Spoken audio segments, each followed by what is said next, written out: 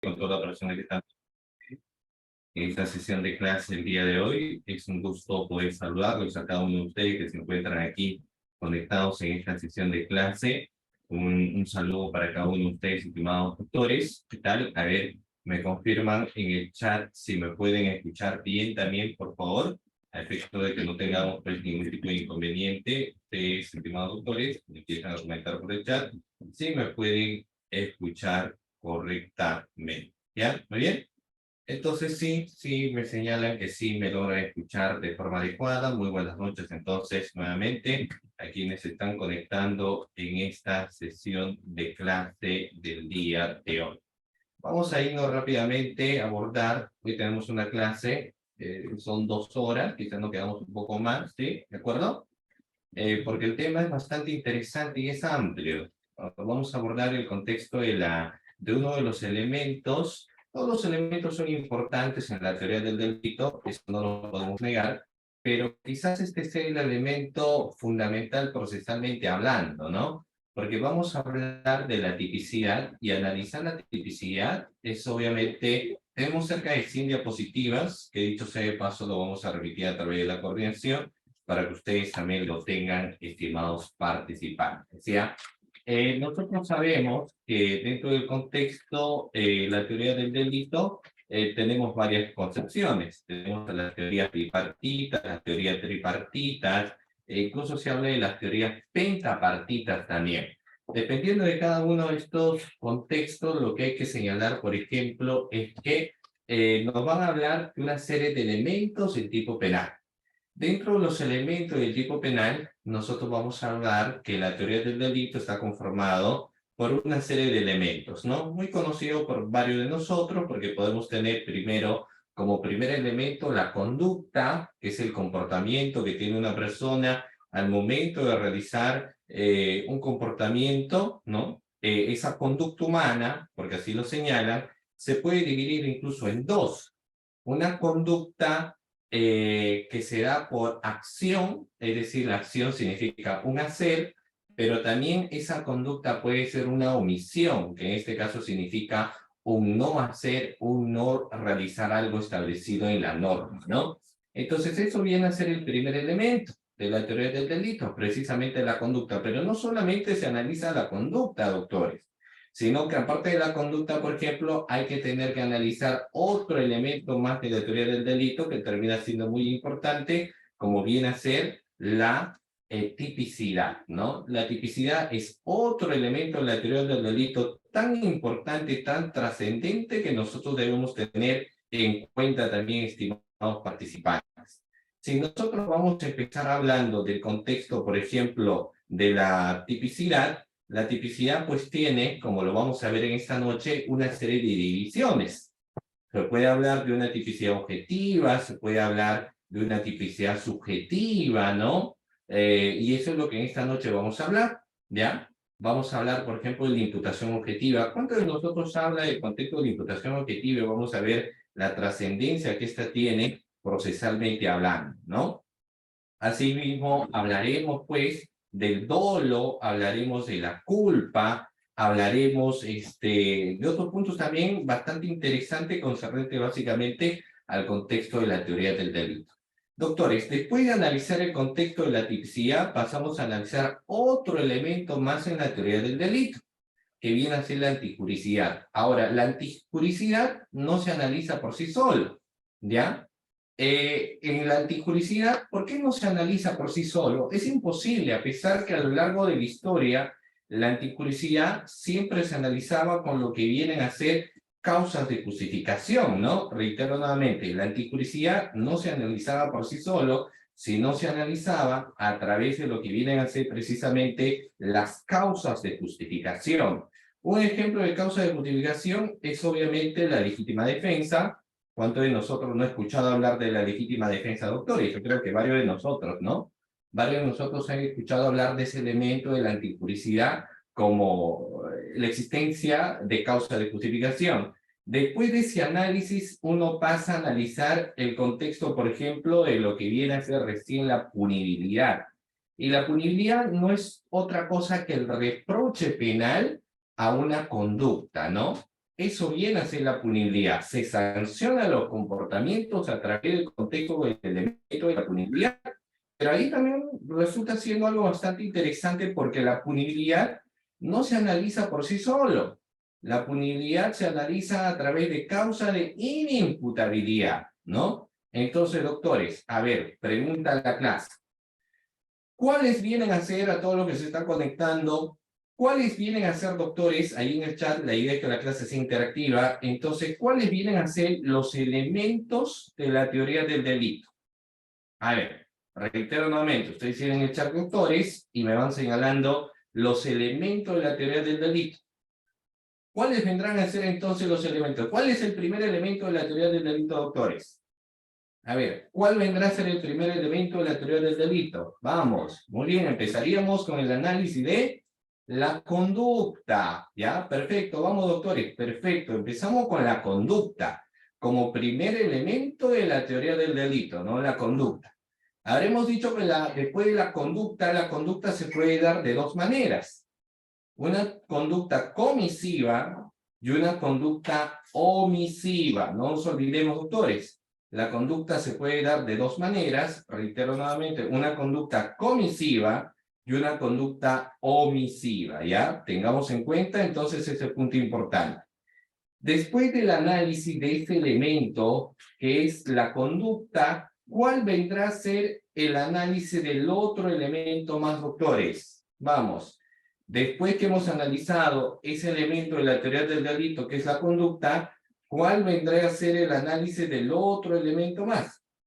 A ver, ¿qué otro elemento más podríamos tener, estimados doctores? Claro, hablaríamos del contexto de lo que viene a ser pues la atipicidad, ¿no? Que es otro elemento también muy importante dentro del contexto de lo que viene a ser pues la teoría del delito, ¿no? Cuando se analiza el contexto de la atipicidad, ¿no? Muy bien. Doctores, después de la tipicidad, ¿qué más analizamos? Oye, ya tengo conducta, tengo tipicidad, ¿y qué otro elemento más voy a analizar? A ver, ¿qué otro elemento más analizamos, doctores? Claro, analizamos la antijuricidad como otro elemento también muy importante que debemos tener en cuenta. La antijuricidad. Después de la antijuricidad, ¿qué otro elemento analizamos también, estimados doctores? Aparte de la antijuricidad. Analizamos obviamente la culpabilidad, pero retrocedemos a la antijuricidad. Les he mencionado que la antijuricidad no se analiza por sí solo. Dentro de la antijuricidad, ¿qué es lo que tenemos que analizar, doctores? Dentro de la antijuricidad, ¿qué analizamos? Las causas de, por ejemplo, la legítima defensa, ¿qué es lo que viene a ser? La legítima defensa es una causa de justificación, entonces la antijuricidad se analiza también a través de lo que vienen a ser las causas de justificación para que recién pasemos a la culpabilidad. Pero nos faltaría después de la culpabilidad, doctores, otro elemento más de la teoría del delito. ¿Cuál vendría a ser el otro elemento más de la teoría del delito, estimados participantes? ¿Cuál sería el otro elemento más? Obviamente podríamos estar señalando el contexto de la punibilidad, ¿no? Entonces, estos vendrían a ser los elementos de la teoría del delito que en un total, bueno, de esa cantidad podemos hacer. De todos ellos, doctores, en esta noche vamos a hablar netamente de lo que viene a ser la tipicidad, ¿ya? Nuestro análisis en esta noche viene a ser el contexto de la tipicidad. A ver, vamos a empezar preguntándole a los doctores. ¿Qué entenderemos por tipicidad? ¿Alguna conceptualización? ¿Alguien me dice qué viene a ser la tipicidad, doctores? A ver, alguno de ustedes que me pueda señalar qué viene a ser la tipicidad. ¿Qué vendrá a ser la tipicidad, estimados doctores? A ver, un concepto inicial que ustedes pueden dar respecto a lo que viene a ser la tipicidad. ¿Qué es la tipicidad? ¿Qué entendemos por tipicidad, doctores?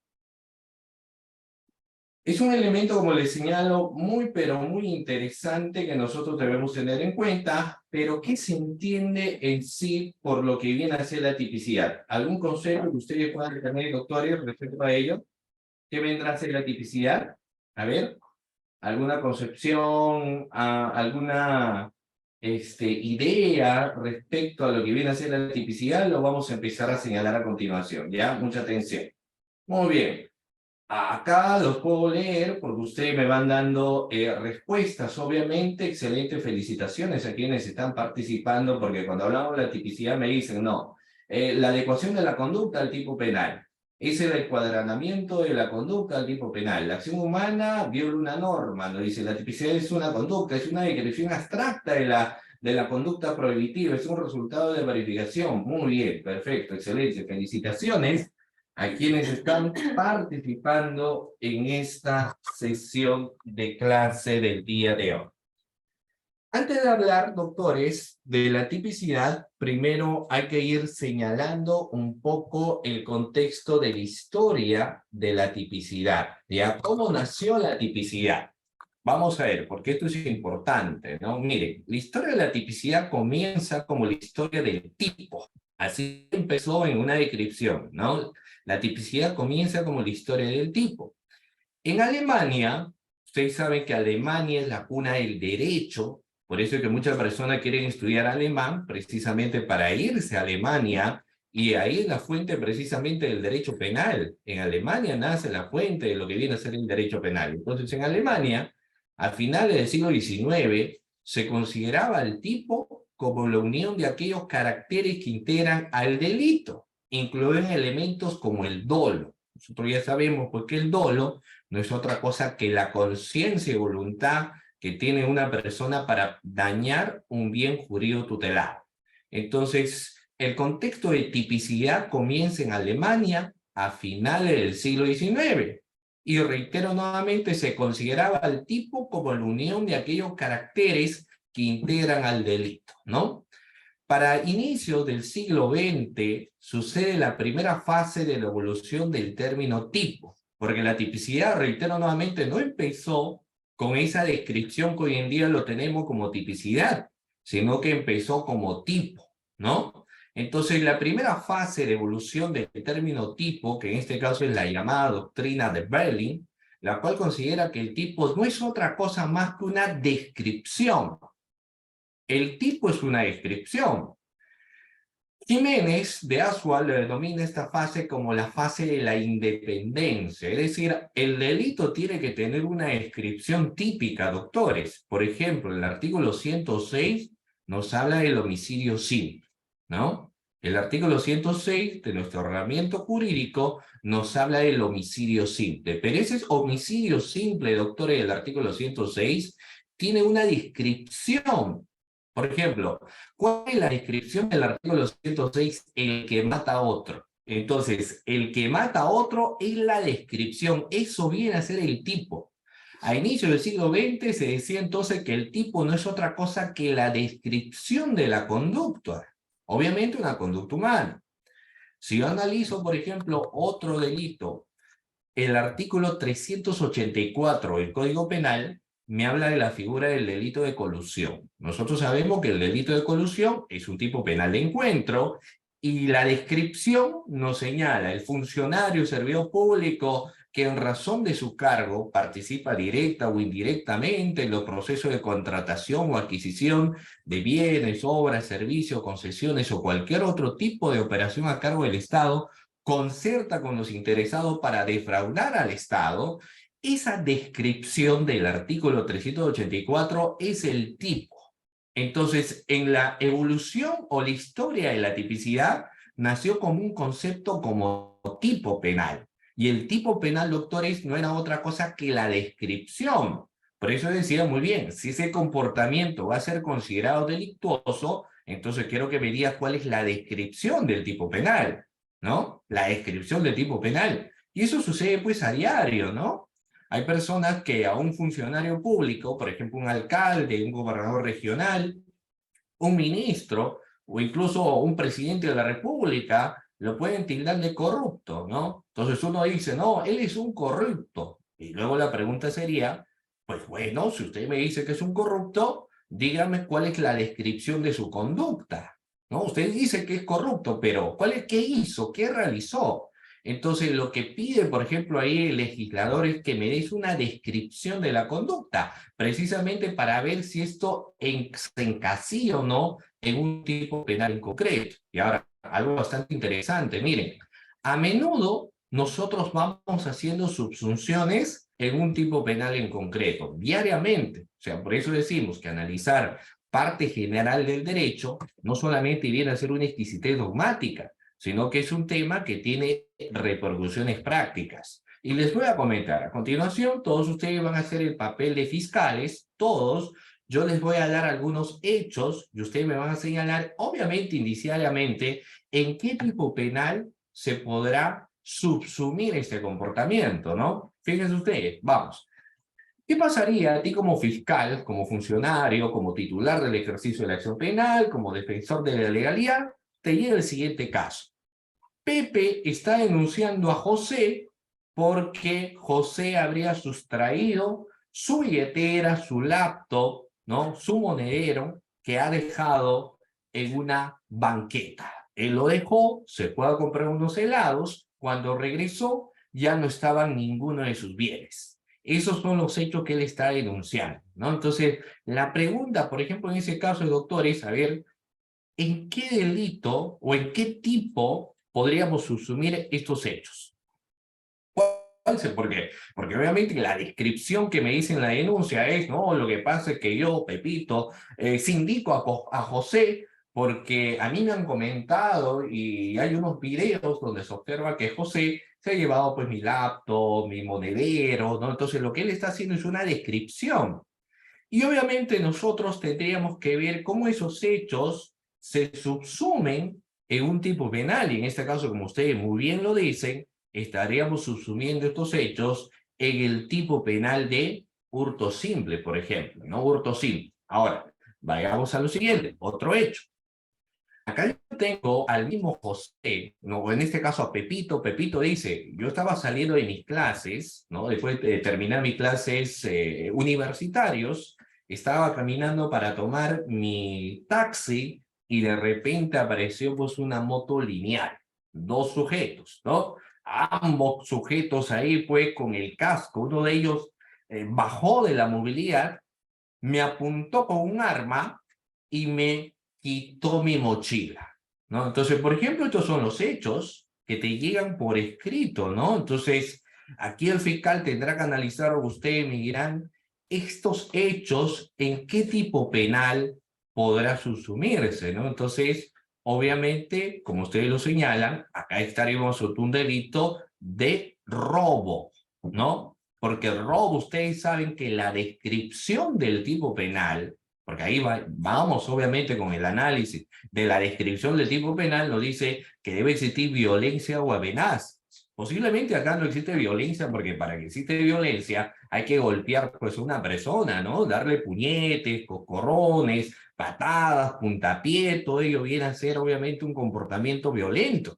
Pero si alguien saca un arma y te apunta, eso no es un acto violento, esa es una amenaza. Entonces, como estamos ante una amenaza y se llevó sus cosas, indiciariamente yo podría decir, no, esta conducta se subsume en tal tipo penal, ¿no? Muy bien.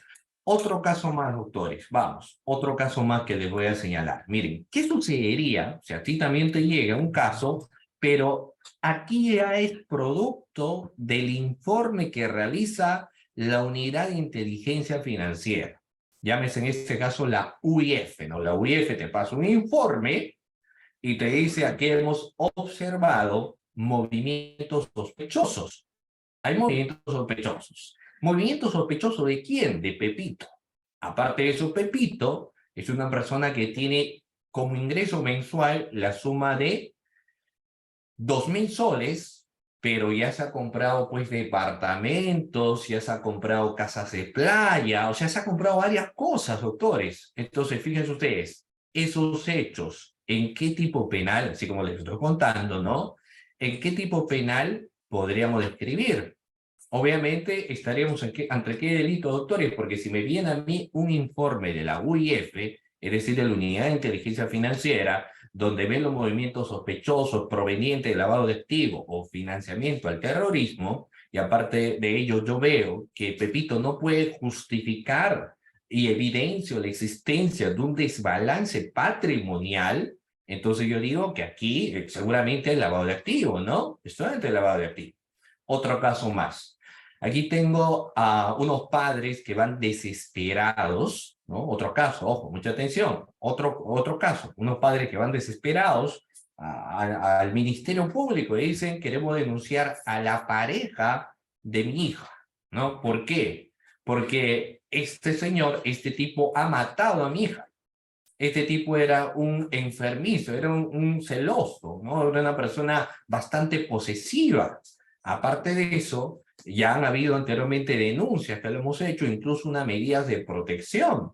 Pero este señor, incumpliendo la medida de protección de acercamiento a mi hija, una noche, el sábado, digamos el día de ayer, hoy en la mañana, lo ha matado, ¿no? Entonces, esos hechos que yo les narro, como ustedes lo señalan, dirían, bueno, esto tiene una subsunción en el artículo 108b del Código Penal, y estamos hablando en este caso, pues, de la figura del delito de feminicidio. Entonces, ¿qué es lo que estamos haciendo? Estamos haciendo una subsunción de las conductas en los hechos, ¿no? Pero más allá de la subsunción, obviamente se tiene que analizar la descripción del tipo penal. Entonces, ¿qué es lo que sucedía para aquellos entonces, ¿no? Para inicio del siglo XX, la primera fase de la evolución del término tipo, la llamada doctrina de Belling, la cual considera que el tipo no es otra cosa más que una descripción, nos decía. Yo cuando les he empezado señalando ahorita una serie de acontecimientos, ustedes lo han identificado y han dicho, no, para mí es el hurto, y incluso, mira, acá ahora les voy a preguntar a quienes han participado, ¿por qué ustedes me dijeron, doctores? Vamos a ver, y aquí les a la pregunta, ¿no? Ustedes me han dicho, no, profesor, ese es hurto simple, ese es robo agravado, ese es lavado de activo, eso es feminicidio, pero yo les pregunto, ¿por qué es así? ¿Por qué ustedes afirman, ¿no? O lo escriben en el chat y me dicen que esos hechos, ¿por qué vendrán a ser esos delitos? ¿Quién me dice por qué? ¿Por qué decimos que esos hechos que yo les he contado a ustedes se encuentran subsumidos en un tipo penal? Ya, claro, totalmente de acuerdo con cada uno de ustedes, porque existe una subsunción de los hechos en un tipo penal, ¿no? Muy bien, pero ¿por qué? ¿Por qué? Porque si yo reviso el artículo 108b, por ejemplo, que me habla de la figura del feminicidio, la figura del feminicidio tiene una descripción del tipo penal, ¿no? Hay una descripción del tipo penal. Si yo veo mi código y analizo el artículo 108b, me dirá el que mata a otro, el que mata a otro en su condición de tal, ¿no? O el que mata en su condición de tal a una mujer. Entonces, eso me dice la descripción del tipo penal. Como yo sé qué es lo que me dice la descripción del tipo penal, lo que yo hago es ver que estos hechos fácilmente se pueden subsumir en ese tipo penal. ¿Gracias a qué? Gracias a la descripción del tipo penal, ¿no? Gracias a la descripción del tipo penal. Entonces, ¿qué es lo que decía Belling en su doctrina? Belling decía, el tipo penal no es otra cosa que la descripción de un hecho, la descripción de un suceso. La persona va interiorizando esa descripción y dice, esta conducta, por eso se subsume a un tipo penal. Entonces, yo sé lo que ustedes han dicho, principio de legalidad, principio de subsunción, estamos de acuerdo, pero en realidad es porque está descrito la norma como tal, hay una descripción normativa y gracias a esa descripción normativa nosotros la interpretamos y decimos estos hechos se subsumen, ¿me entienden? ¿No? Y eso es lo que decía Belling, eso es lo que señalaba Belling, ¿ya? Hay que tener en cuenta. Siguiente diapositiva. Asimismo, Belling, ¿no? Que digamos es el que ha estudiado primigeniamente mucho el concepto de lo que viene a ser tipo, la doctrina de Belling señala que el tipo pues no es otra cosa más que una descripción, separándolo obviamente de la culpabilidad y de la antijuricidad. Eso sí, bastante interesante, ¿no? Porque Belling dijo, yo no puedo estudiar todos los elementos del tipo penal de forma uniforme. O sea, yo no puedo estudiar la conducta, tipicidad, antijuricidad y culpabilidad y punibilidad. Por ejemplo, ¿Qué es lo que pasa con los bipartitas? En el caso de los bipartitas, ellos estudian la culpabilidad con la antijuricidad como uno solo. O sea, hay un estudio de la culpabilidad con la antijuricidad como uno solo. Por ejemplo, doctores, yo les pregunto, ¿ustedes han escuchado ese término que dice es una conducta típicamente antijurídica? Yo lo he escuchado varias veces. Obviamente, si estudias el tema del pensamiento bipartita, en su descripción dice, no, ¿qué es? Le preguntan y le dicen, no, dime qué es el delito. Y dicen, no, el delito es una conducta típicamente antijurídica. Típicamente antijurídica. Es decir, juntan la tipicidad con la antijuricidad como uno solo. Dicen, no, la antijuricidad, ¿no? Y la tipicidad vienen a ser uno solo. ¿Qué es lo que te dice Belling? No. Belling te dice, no puedo estudiar a la tipicidad juntamente con la antijuricidad, porque la tipicidad es descripción de la conducta. En cambio, la antijuricidad es el conocimiento del injusto penal. Si bien es cierto, Belling no lo descubrió, pero más adelante hemos visto que dentro del análisis de la antipublicidad vamos a tener que ver causas de justificación, pero Belling, ya a inicio del siglo XX, siempre decía, se analiza solamente el contexto de la tipicidad, ¿no? La segunda fase, en la que el tipo contiene ya carácter indiciario, tenemos, por ejemplo, ahí a Max Ernesto Mayer, en su Tratado de Derecho Penal, dice que la tipicidad es el indicio de la antijuricidad. Mayer dice que la tipicidad es el fundamento cognoscitivo y lo injusto, ¿no? Y nos habla del ratio cognoscendi, ¿no? Cognoscendi. ¿Y qué significa eso? No es otra cosa que el conocimiento, porque lo que menciona aquí el maestro, ¿no? Mayer nos dice, pero para que exista tipicidad, necesariamente tiene que existir conocimiento de la conducta, ¿no? No es otra cosa que señalarnos que tiene que existir dolo, pues, y eso se ve más adelante, ¿no? Eso es lo que nos dice en su contexto de historia. Luego tenemos una tercera fase del tipo que es la fase de identidad.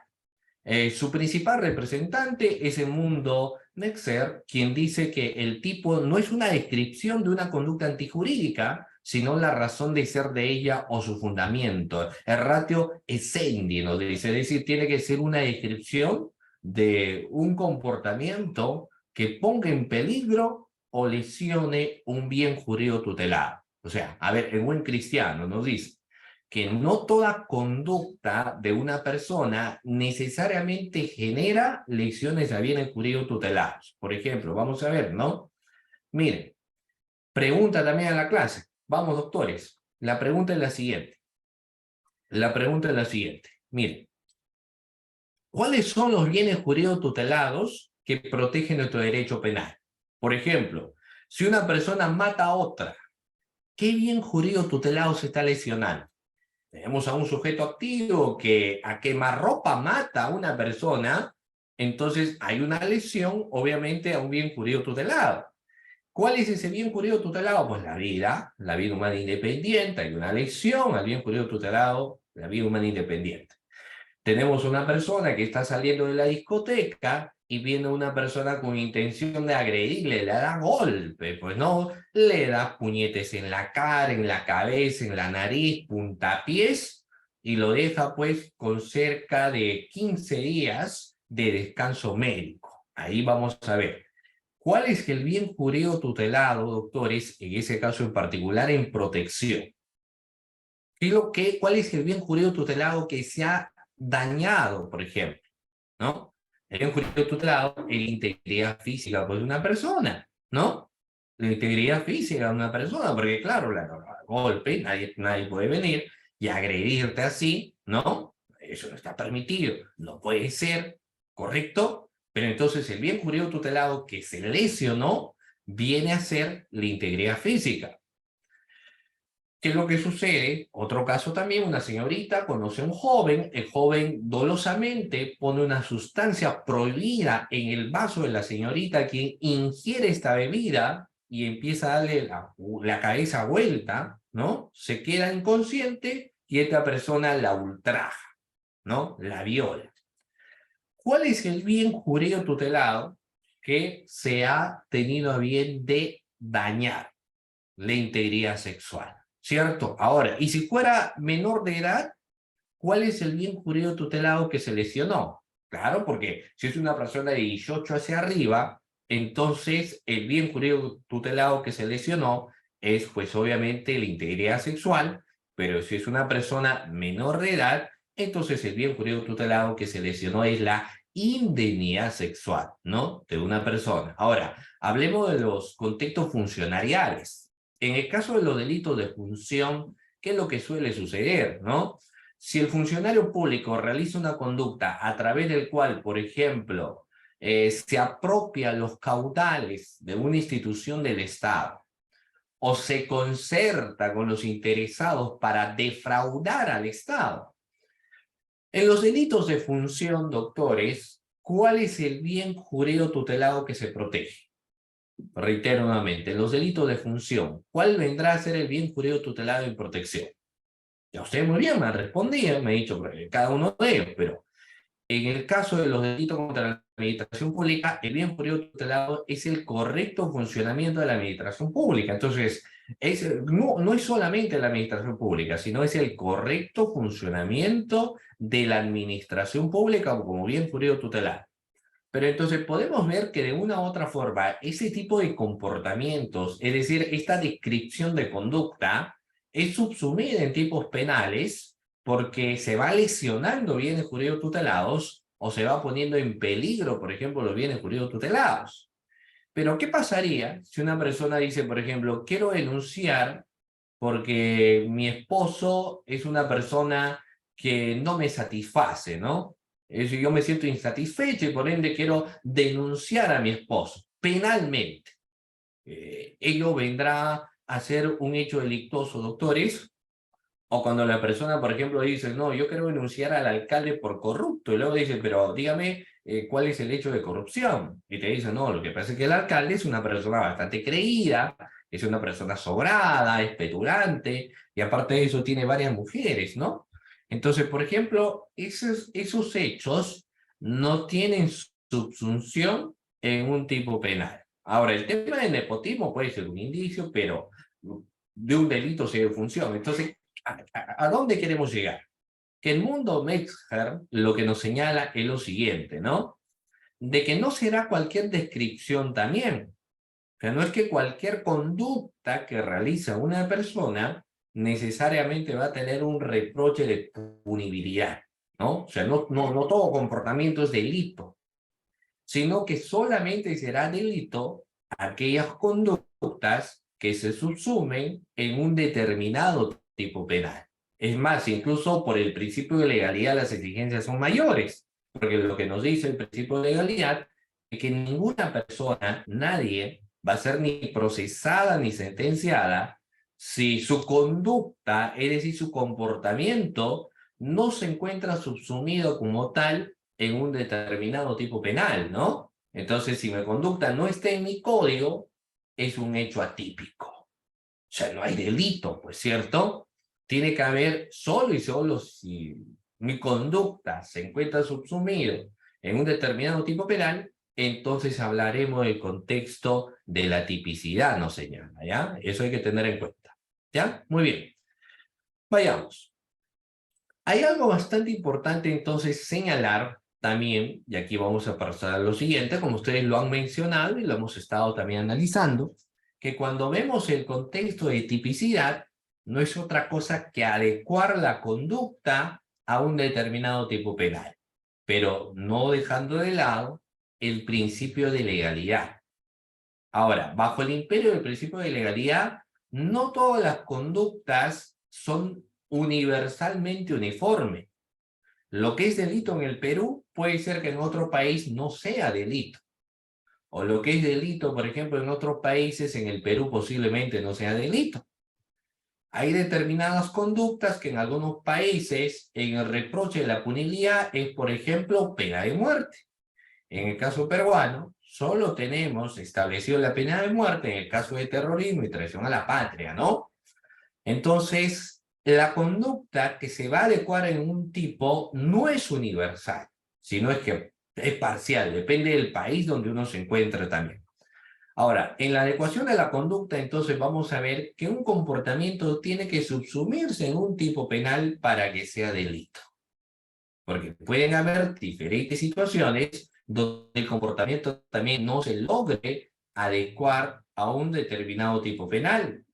O pueden existir errores de prohibición y ver cómo ese comportamiento no se va a subsumir en un delito. Por ejemplo, vamos a ver aquí el siguiente caso, ¿no? Vamos a ver.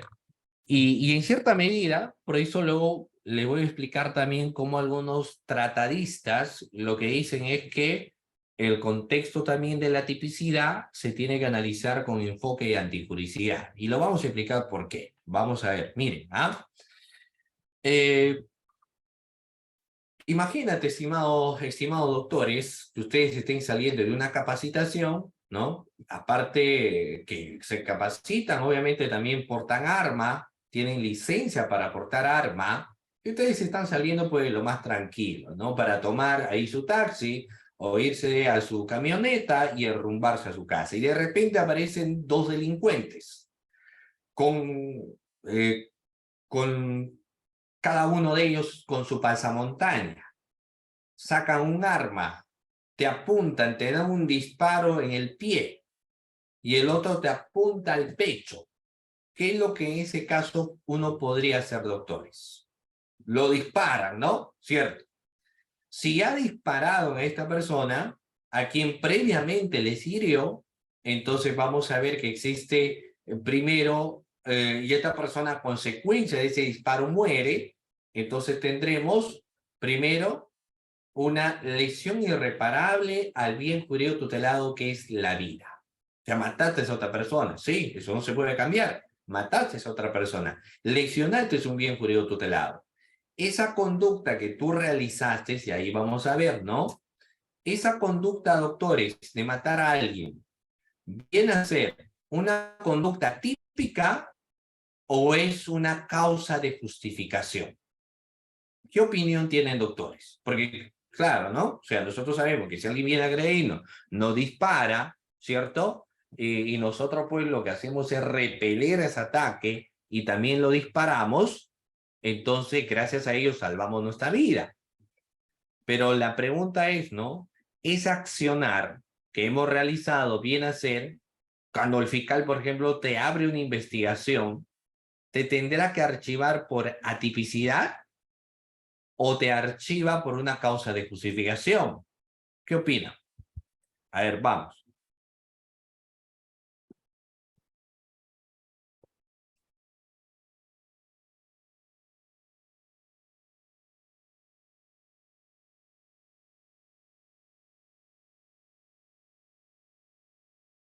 A ver, vamos a ver.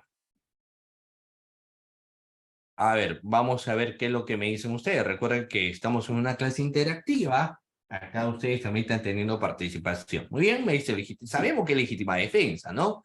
Si alguien viene a atacarme y yo lo disparo, entonces si no lo hacía me mataba, lesionó el bien jurídico tutelado vida, pero ¿eso qué viene a ser? ¿Una causa de justificación o es un contexto atípico?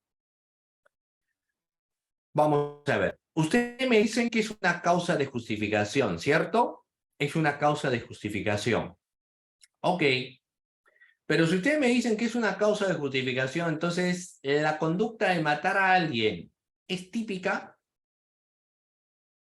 El comportamiento que yo tuve de disparar, al margen de que esta persona me haya primero disparado, esa conducta es típica, doctores. ¿Yo el haber disparado es típica o no es típica? ¿Qué opinan? ¿O es atípico? Porque usted me puede decir, no, bueno, esa conducta es atípica, profesor, porque hay una causa de justificación. ¿Qué opinan, a ver, doctores? ¿Qué opinan? ¿Es típico o no es típico?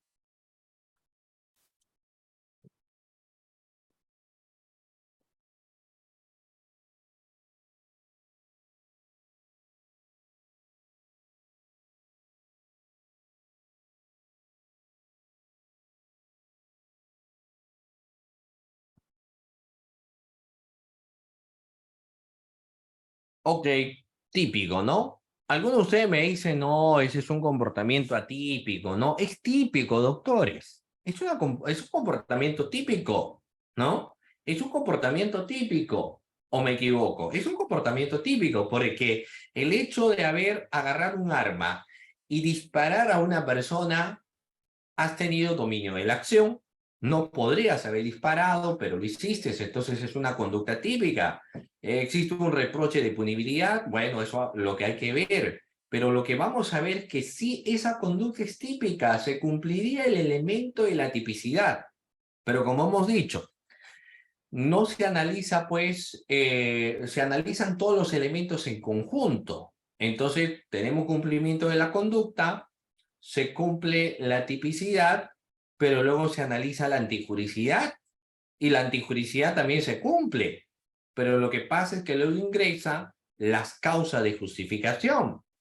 Y cuando existe una causa de justificación perfecta, ¿no? Causa de justificación perfecta, se exime de responsabilidad penal a un individuo. Se exime de responsabilidad penal a un individuo, ¿no? Muy bien. Por eso es que los bipartitas juntaban la tipicidad con la antijuricidad. Decían, no, ahí tiene que ser una conducta típicamente antijurídica, ¿no? Porque decían, tiene que analizarse uno solo. Sin embargo, digamos, la teoría que más prolifera en un contexto actual es de los 5 elementos, ¿no? Entonces, por ende, si por más que la conducta fue típica, vamos a ver qué pasa con la antijuricidad. Si en la antijuricidad encontramos una causa de justificación, entonces no importa que la conducta haya sido típica, pero no ha sido antijurídica. Y se tienen que cumplir los 5, ¿no, doctores? O suficiente que en el análisis de la teoría del delito se cumpla la acción, ya para que exista una sentencia. Se tiene que cumplir todas, ¿cierto? Todos los elementos en conjunto. Si se cumplen todos los elementos en conjunto, entonces ahí sí tendría que haber, pues, la sanción correspondiente, diríamos que esa conducta es delictuosa. Si no, esa conducta no será delito, ¿no? Por más que haya disparado, hurtado, etcétera. ¿De acuerdo? Eso hay que tener en cuenta. Entonces, la adecuación de la conducta también requiere un estudio, pues, muy grande, ¿no? Hay que analizarlo. Luego vamos a ver algunas cuestiones interesantes. Pero entonces la adecuación de la conducta es también adecuar la conducta a la descripción del tipo penal.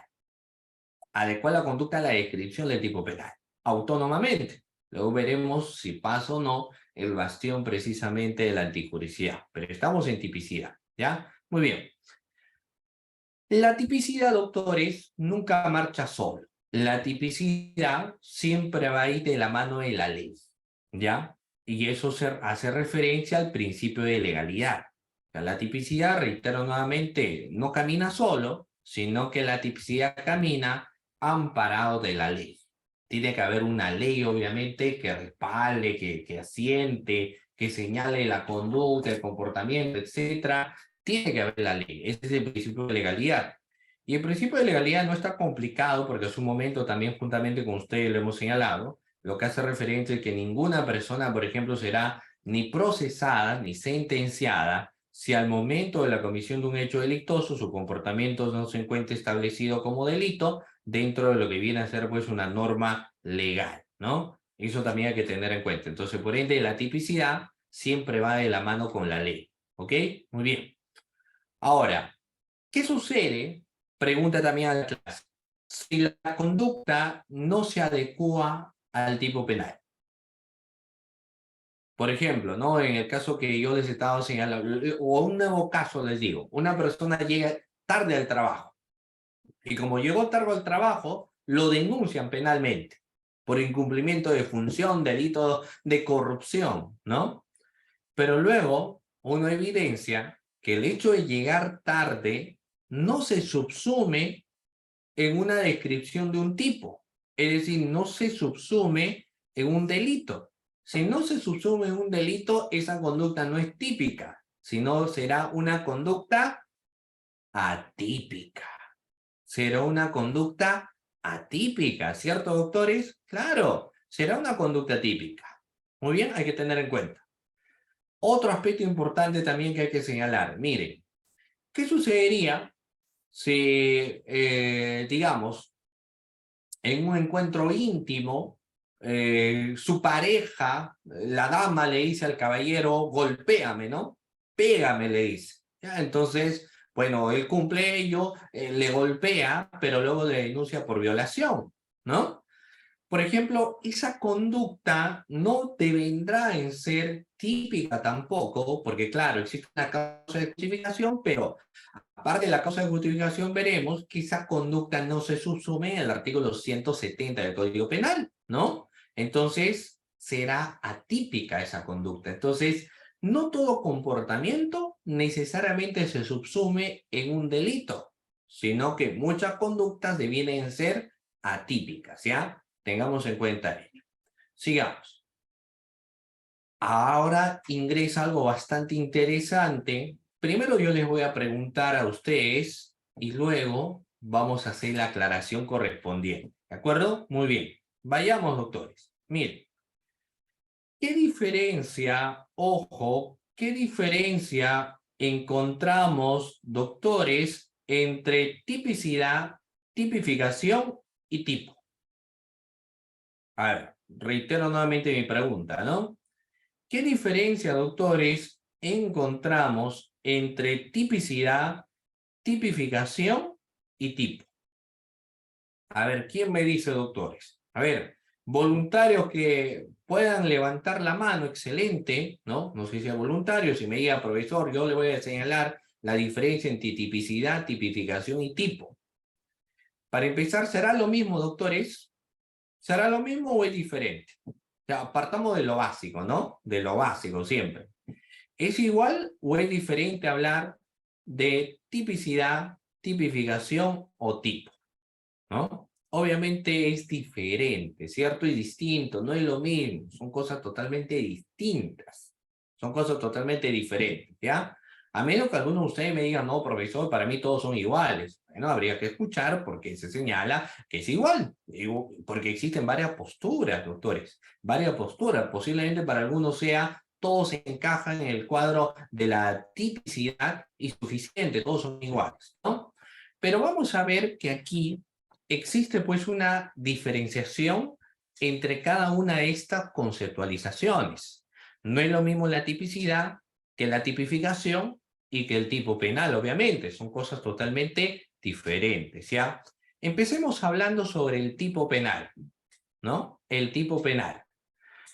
A veces en la audiencia el juez dice, muy bien, señor fiscal, pero ¿qué dice el tipo penal? ¿Qué dice el tipo penal, no? O a veces el mismo juez dice, muy bien, señor abogado, pero a ver, primero susténtame qué dice el tipo penal. O en una audiencia de tutela de derecho, o en una audiencia de excepción de improcedencia de acción, ¿no?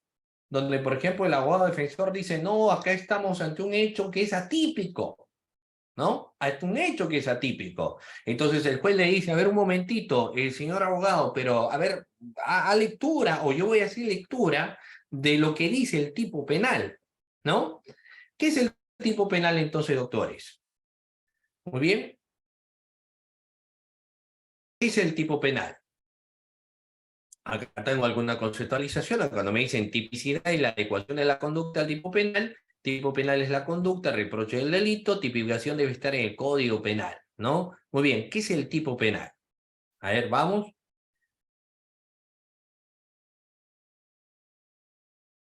Muy bien. Ya, muy bien. ¿Qué es el tipo penal? Hace un momento hemos señalado, ¿ah? Bueno, algunos me dicen el tipo penal es el artículo donde se encuentra descrito. ¿Ese es el tipo penal, doctores? ¿Ese es el tipo penal? Miren, vamos a ver, mucha atención, ¿ah? Hace un momento yo les decía lo siguiente. El juez te dice, muy bien, pero hay que ver qué dice el tipo penal, ¿no? O sea, la persona dice, no, señor juez, el artículo 108b nos habla de feminicidio. Aquí en este caso se evidencia que el acusado lo golpeó y empieza a desarrollar su sustentación y el juez le dice, está bien, pero a ver, previamente, ¿pero qué es lo que dice el tipo penal? para que haya, digamos, esa conducta. Porque usted está señalando que se ha configurado el delito de feminicidio porque esta persona lo amenazó. Pero, ¿qué dice el tipo penal?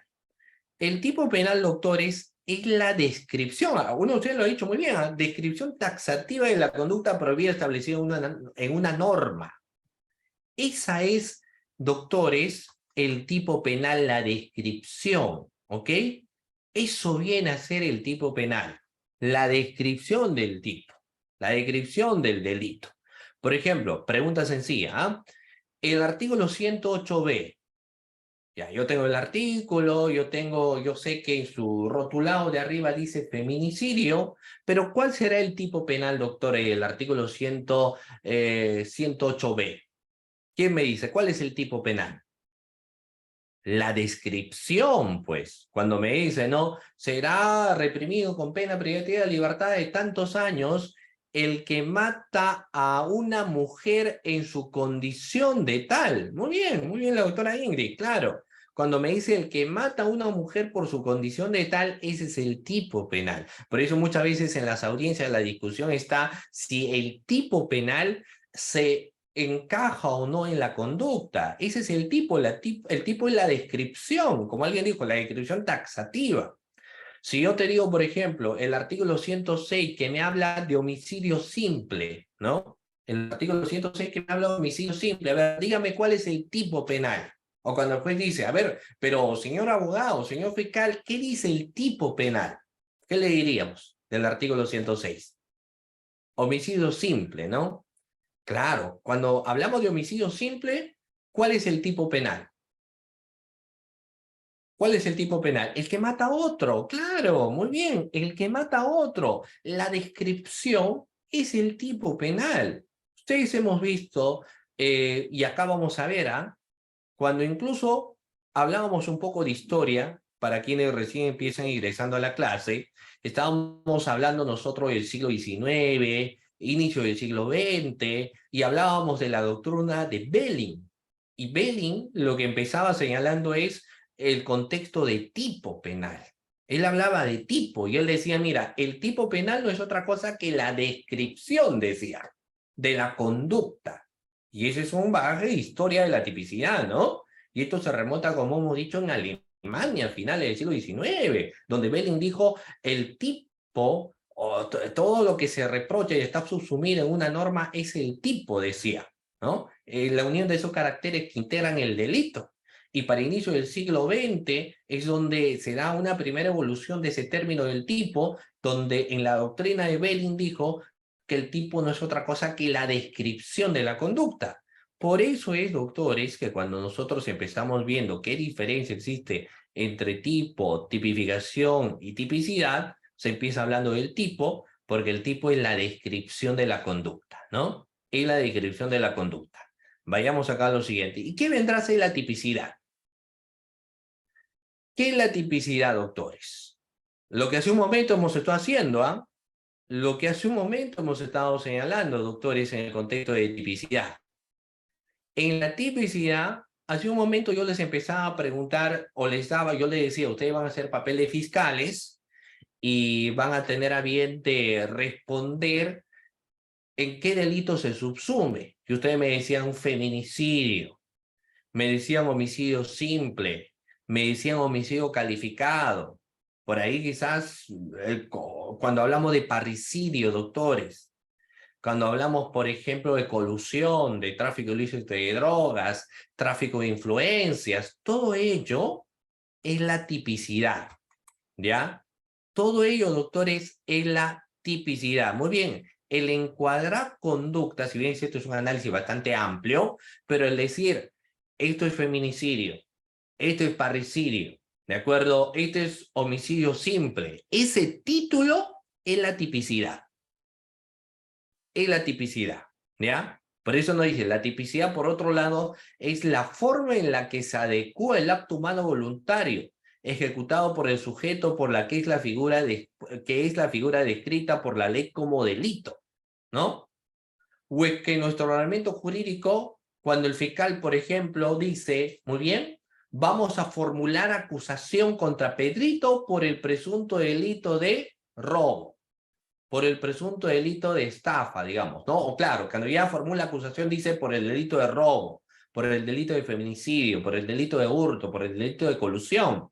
Cuando me señala colusión, hurto, robo, esa es la tipicidad. Esa es la tipicidad, ¿no? La tipicidad es el título, doctores. No nos olvidemos. La tipicidad es el título, claro. Es la descripción de la conducta, sí, pero es el título, ¿no? Que uno pone en esta norma. En cambio, la tipificación, ¿qué viene a ser, doctores? En buen cristiano, la tipificación es cómo lo encontramos en nuestro Código Penal. ¿Cuál es el artículo? Por ejemplo, parricidio, ¿en qué artículo se encuentra? ¿Dónde se encuentra la tipificación, doctores, de parricidio? O mejor dicho, ¿dónde se encuentra tipificado parricidio? Ah, no, no, parricidio está, ¿dónde está, doctor, el parricidio? A ver, parricidio se encuentra, esto claro, 107. Homicidio calificado, ¿dónde lo encontramos? Homicidio calificado, por ahí nada más van, claro, 108, perfecto. Homicidio simple, ¿dónde está, doctores? ¿En qué artículo está homicidio simple? 106, muy bien la doctora Ingrid.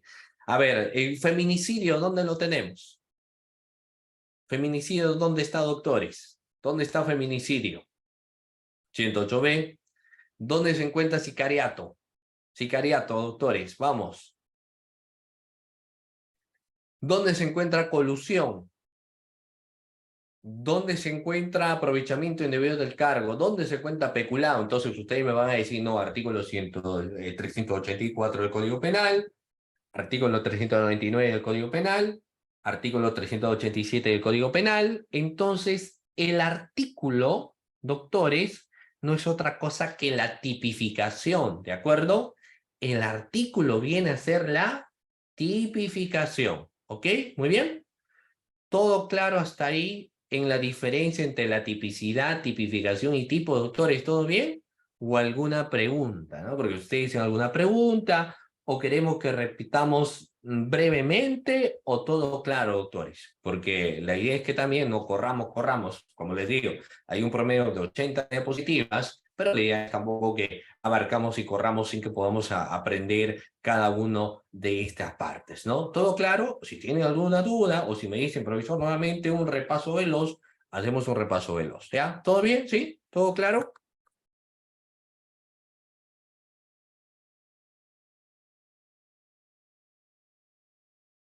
Ya, perfecto. Hacemos un repaso veloz, ¿ya? Repaso veloz. A ver, vamos a ver. Hacemos un repaso veloz, porque la idea. Entonces, vamos a ver, miren, no se olviden. La diferencia entre tipicidad, entre tipificación y tipo vienen a ser lo siguiente. El tipo penal es la descripción de la conducta, ¿ya? El tipo penal es la descripción de la conducta. Por ejemplo, el que mata a otro es una descripción, el que mata a una mujer por su condición de tal es una descripción, el que se apropia de un bien total o parcialmente ajeno, sustrayendo de la esfera de dominio, ¿no? Es una descripción del tipo penal. El que se interese indebidamente para sí o para otro en un proceso de contratación o adquisición, esas descripciones vienen a ser los tipos penales. Ese es el tipo penal, la descripción del contenido, ¿no? De la norma. En cambio, la tipicidad es el título. La tipicidad viene a ser, por ejemplo, robo, hurto, violación, violación sexual de menor de edad, colusión, aprovechamiento indebido del cargo, todo eso es la tipicidad. El título es la tipicidad. Y la tipificación es el artículo, ¿ya? 384, 399, ¿de acuerdo? 108B, ¿ya? 107, esa es la tipificación, ¿de acuerdo? Muy bien, ¿correcto? ¿Lo entendimos mejor? Lo entendimos mejor, entonces son distintos, ¿no? ¿Y esto por qué? Porque a veces en las audiencias puede decirte el juez, ya, muy bien, pero quiero que me señales la tipificación. Entonces vas a decir el artículo, ¿no? Claro que digamos a veces no utilizan ese término de tipificación si no te dicen de frente el artículo. O a veces te dicen, no, dígame el contenido, ¿no? Pero esas son las diferencias que es importante también que nosotros lo tengamos en cuenta, ¿ok? Muy bien, sigamos. Bueno, vamos a ver, avanzamos. Existen, doctores, clases de tipos penales. Existe una gran variedad de tipos penales. Dentro de ello podemos tener, por ejemplo, las siguientes: tipos penales cerrados, tipos penales abiertos y las leyes penales en blanco, ¿ya? Reitero nuevamente, en todos los contextos de tipicidad podemos encontrar tipos penales cerrados, tipos penales abiertos y leyes penales en blanco, ¿ya? Vamos a ver. Si empezamos hablando de los tipos penales cerrados, en función del mayor o menor margen de interpretación que ofrece el tipo penal, se diferencian los tipos penales cerrados y los tipos penales abiertos. Respecto a ello, Wenzel sostiene que la regla general es que los tipos penales sean cerrados, lo que significa que deben contener todos los elementos fundamentadores del injusto, de manera tal que la conducta que realice el tipo penal será antijurídica mientras que no se presente alguna causa de justificación. Entonces, un tipo penal cerrado, doctores, tiene que ser un tipo penal exacto, donde nosotros podamos tener a bien de decir, no, aquí ya voy interpretando cada uno de los elementos del tipo penal. Para entender, miren, el artículo 106, vamos a ver, fíjense ustedes, mucha atención, vamos a ver cuándo es un tipo penal cerrado. Y lo vamos a explicar muy fácil. Miren, el artículo 106 nos habla homicidio simple, el que mata a otro. ¿Estamos de acuerdo? Sí, homicidio simple, el que mata a otro. La pregunta es, él, ese pronombre nominal él, es decir, el sujeto activo. ¿Quién vendrá a ser el sujeto activo, doctores? ¿Un varón, una mujer o ambos? ¿Quién es el sujeto activo en el delito de homicidio simple, doctores? A ver, vamos, ¿quién es el sujeto activo? Obviamente puede ser un varón o puede ser una mujer. Claro, un varón o una mujer pueden ser los autores del delito. ¿Y el sujeto pasivo del delito, doctores, quién es? Del mismo delito de homicidio simple. Del homicidio simple, el sujeto pasivo también cuando dice el que mata a otro puede ser un varón o una mujer, ¿cierto? ¿Cuál es la conducta que se reprocha? La conducta que se reprocha, ¿cuál viene a ser, doctores? La conducta que se reprocha, obviamente, es matar. El verbo rector prohibido es matar, porque nos dice más bien aquí, no mates. Matar es el verbo rector, ¿no? Entonces, eso es un tipo penal cerrado. Nosotros lo interpretamos, lo sabemos.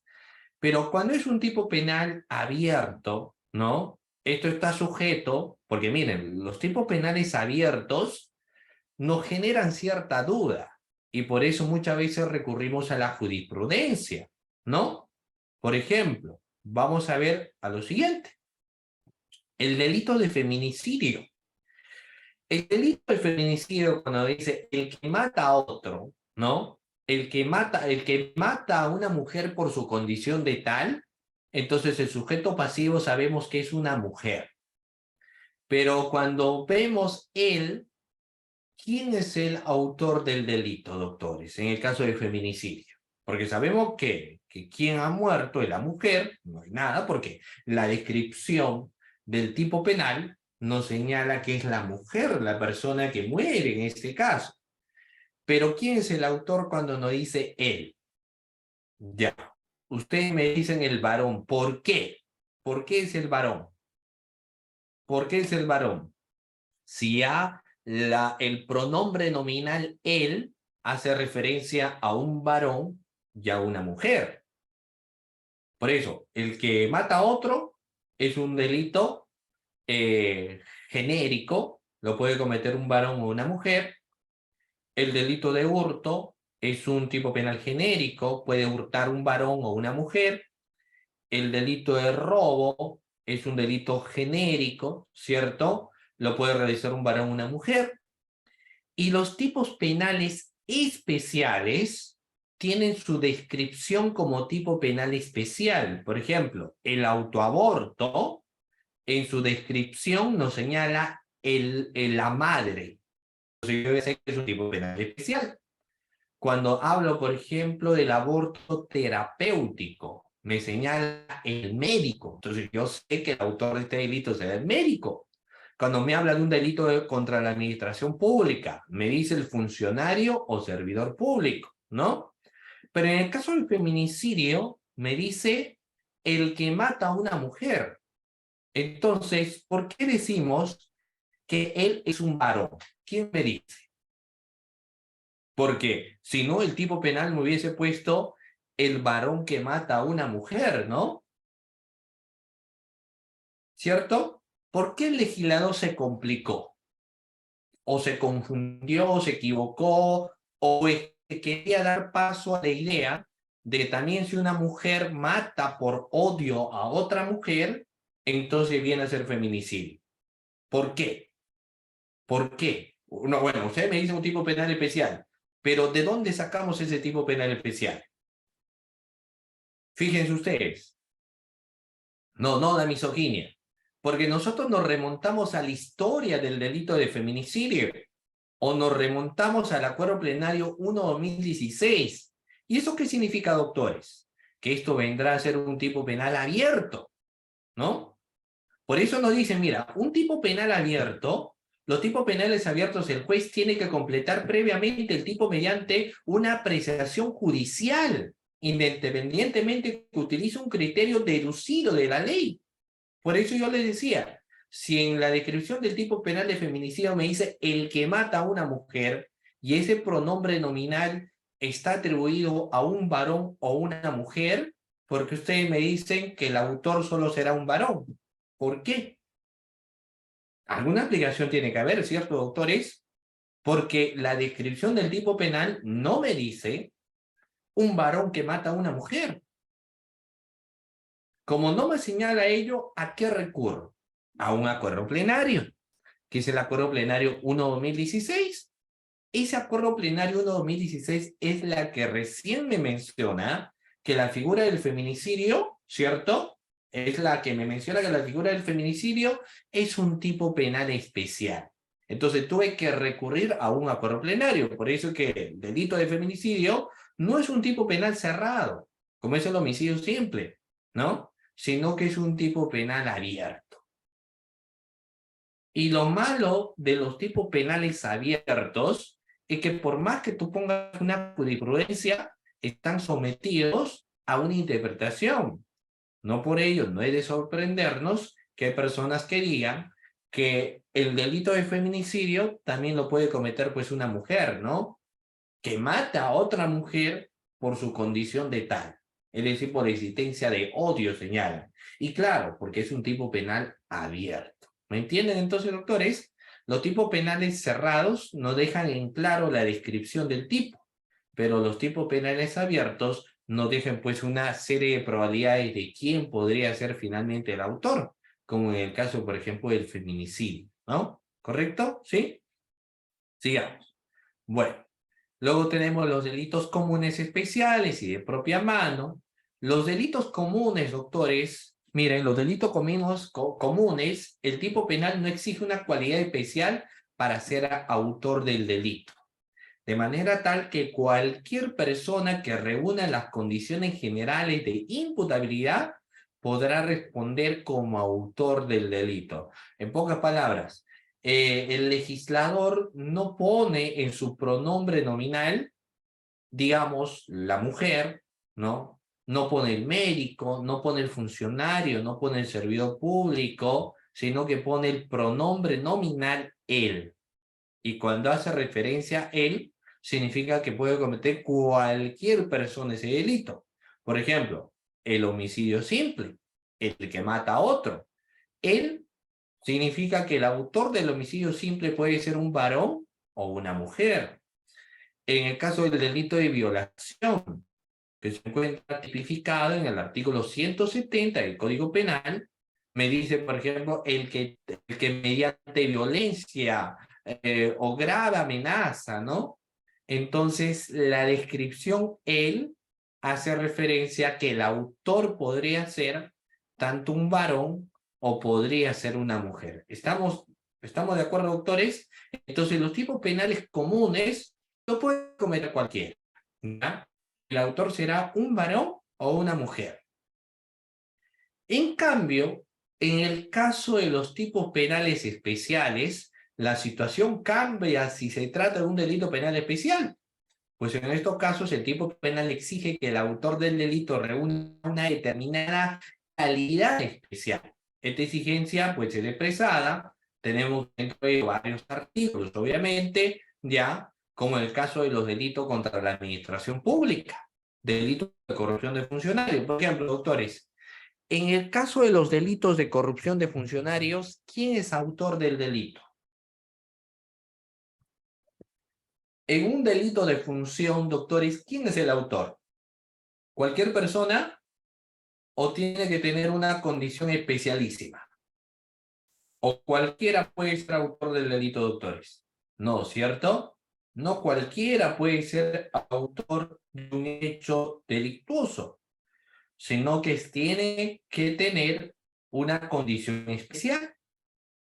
Y, por ejemplo, en el caso, como estamos viendo aquí, ¿no? De los delitos de función, el único que podría ser de un hecho, autor de un hecho delictuoso, es el funcionario o servidor público, ¿no? Entonces, al decir funcionario y servidor público, no es otra cosa que ellos vienen a ser parte o sujetos, ¿de acuerdo? Cualificados, funcionarios o servidores, ¿ya? Entonces, eso se diferencia de los tipos penales especiales. Ahora hay tipos penales especiales que tienen una condición especialísima o que están relacionados básicamente a un contexto de infracción del deber, o hay otros tipos penales especiales, por ejemplo, que es diferente, ¿no? La situación, ¿ya? Muy bien. Ok, bueno, avanzamos. Uno de los puntos también bastante interesante, doctores, en el análisis de la tipicidad es ver el contexto de la imputación objetiva, ¿ya? Muy bien.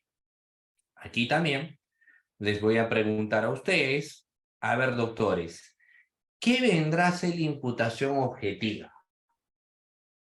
¿Tendrá alguna relación con la tipicidad, doctores? La imputación objetiva. Recuerden ustedes que la exigencia muchas veces que se tiene es que la fiscalía, ¿no? Y suelen mencionarlo y dicen, no, la fiscalía no ha realizado una imputación objetiva. O no existe una imputación objetiva en determinado hecho, ¿no? O no existe imputación objetiva en determinada situación. Entonces, ¿qué viene a ser la imputación objetiva? También tendrá que ser, doctores, fíjense ustedes, ¿ah? Si hablo de imputación objetiva, entonces también tendré que hablar de adecuación de la conducta a un tipo penal, o eso es la tipicidad. A ver, ¿qué opinan? ¿Imputación objetiva es lo mismo que tipicidad, doctores, o es diferente? ¿O la imputación objetiva viene a ser una parte del análisis de tipicidad? Obviamente, porque mire, si yo empiezo analizando que la tipicidad no es otra cosa que adecuar la conducta en un determinado tipo penal, ¿no? Que esté en relación con la descripción taxativa que tenga este tipo penal, pero la imputación objetiva va más allá. El análisis de la imputación objetiva va más allá que un cuadro de tipicidad, porque la Fiscalía podría decir, no, estos hechos están subsumidos en el artículo 384, ¿ya? Entonces lo que hizo el Ministerio Público es adecuar una conducta en un determinado tipo penal. Pero una imputación objetiva es lo específico, el reproche de punibilidad, ¿no? Ese reproche de punibilidad, lo que algunos autores señalan que en el contexto de la imputación objetiva, lo que tiene que haber es el análisis del verbo rector del tipo penal que necesariamente se tiene que adecuar a la conducta que se ha realizado. Y si no logran adecuar al tipo penal, sobre todo al verbo rector, entonces no existe una imputación objetiva. Puede haber una imputación objetiva genérica que obviamente no es suficiente, ¿no? Cuando diga, por ejemplo, no, acabamos de dar un gran golpe y hemos detenido a un grupo de personas que forman parte de una organización criminal. Ya, entonces el abogado defensor dice, pero dígame si usted está señalando que la imputación es crimen organizado, entonces quiero que me diga qué rol ha cumplido mi defendido, ¿no? O sea, necesito concretamente la imputación que usted está señalando. Usted dígame qué es lo que finalmente se le reprocha, haber integrado, haber constituido, ¿no? Haber difundido la organización criminal. O en el caso, por ejemplo, de la figura de lavado de activos, ¿no? Ya muy bien, usted le imputa a mí, está señalando que el delito es lavado de activos, pero ¿dónde está la imputación concreta, no? La imputación objetiva. Él estuvo en la fase de intercalación, él transfirió, ocultó, ¿qué es lo que hizo, no? Entonces, hay un pedido de exigencia, evidentemente, para que señale dónde se encuadra la conducta. ¿Ok? Entonces, eso nos sale en imputación objetiva, que hay que tener en cuenta. ¿Ok? Muy bien. Pero para analizar esa imputación objetiva, y acá vamos a ver, ¿pueden ver este cuadrito? Doctores, mucha atención. La imputación objetiva se desdobla en imputación objetiva de la conducta y imputación objetiva del resultado. Eso hay que tenerlo bien claro. Reitero nuevamente. La imputación objetiva lo vamos a tener en imputación objetiva de la conducta e imputación objetiva del resultado. Si yo hablo de la imputación objetiva de la conducta, tengo el riesgo permitido, tengo disminución de riesgos, tengo riesgos insignificantes, principio de confianza, provisión de regreso y ámbito de competencia de la víctima. ¿Ok? Cuando yo hablo de imputación objetiva de resultado, yo hablo de relación de riesgos, nexos causales desviados, consecuencias tardías, fin de protección de la norma, cumplimiento de deberes de función de protección y obrar en consentimiento del sujeto pasivo, ¿no? O sea, fíjense que el contexto teórico nos da pues más amplitud respecto a lo que es la imputación objetiva también, que dicho sea de paso va haciendo esas dos divisiones, ¿no? Entonces no nos olvidemos, tomemos nota.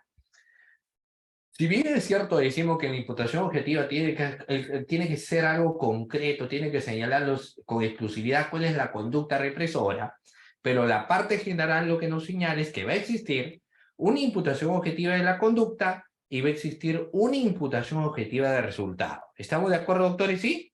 ¿Perfecto? ¿Todo bien? ¿Sí?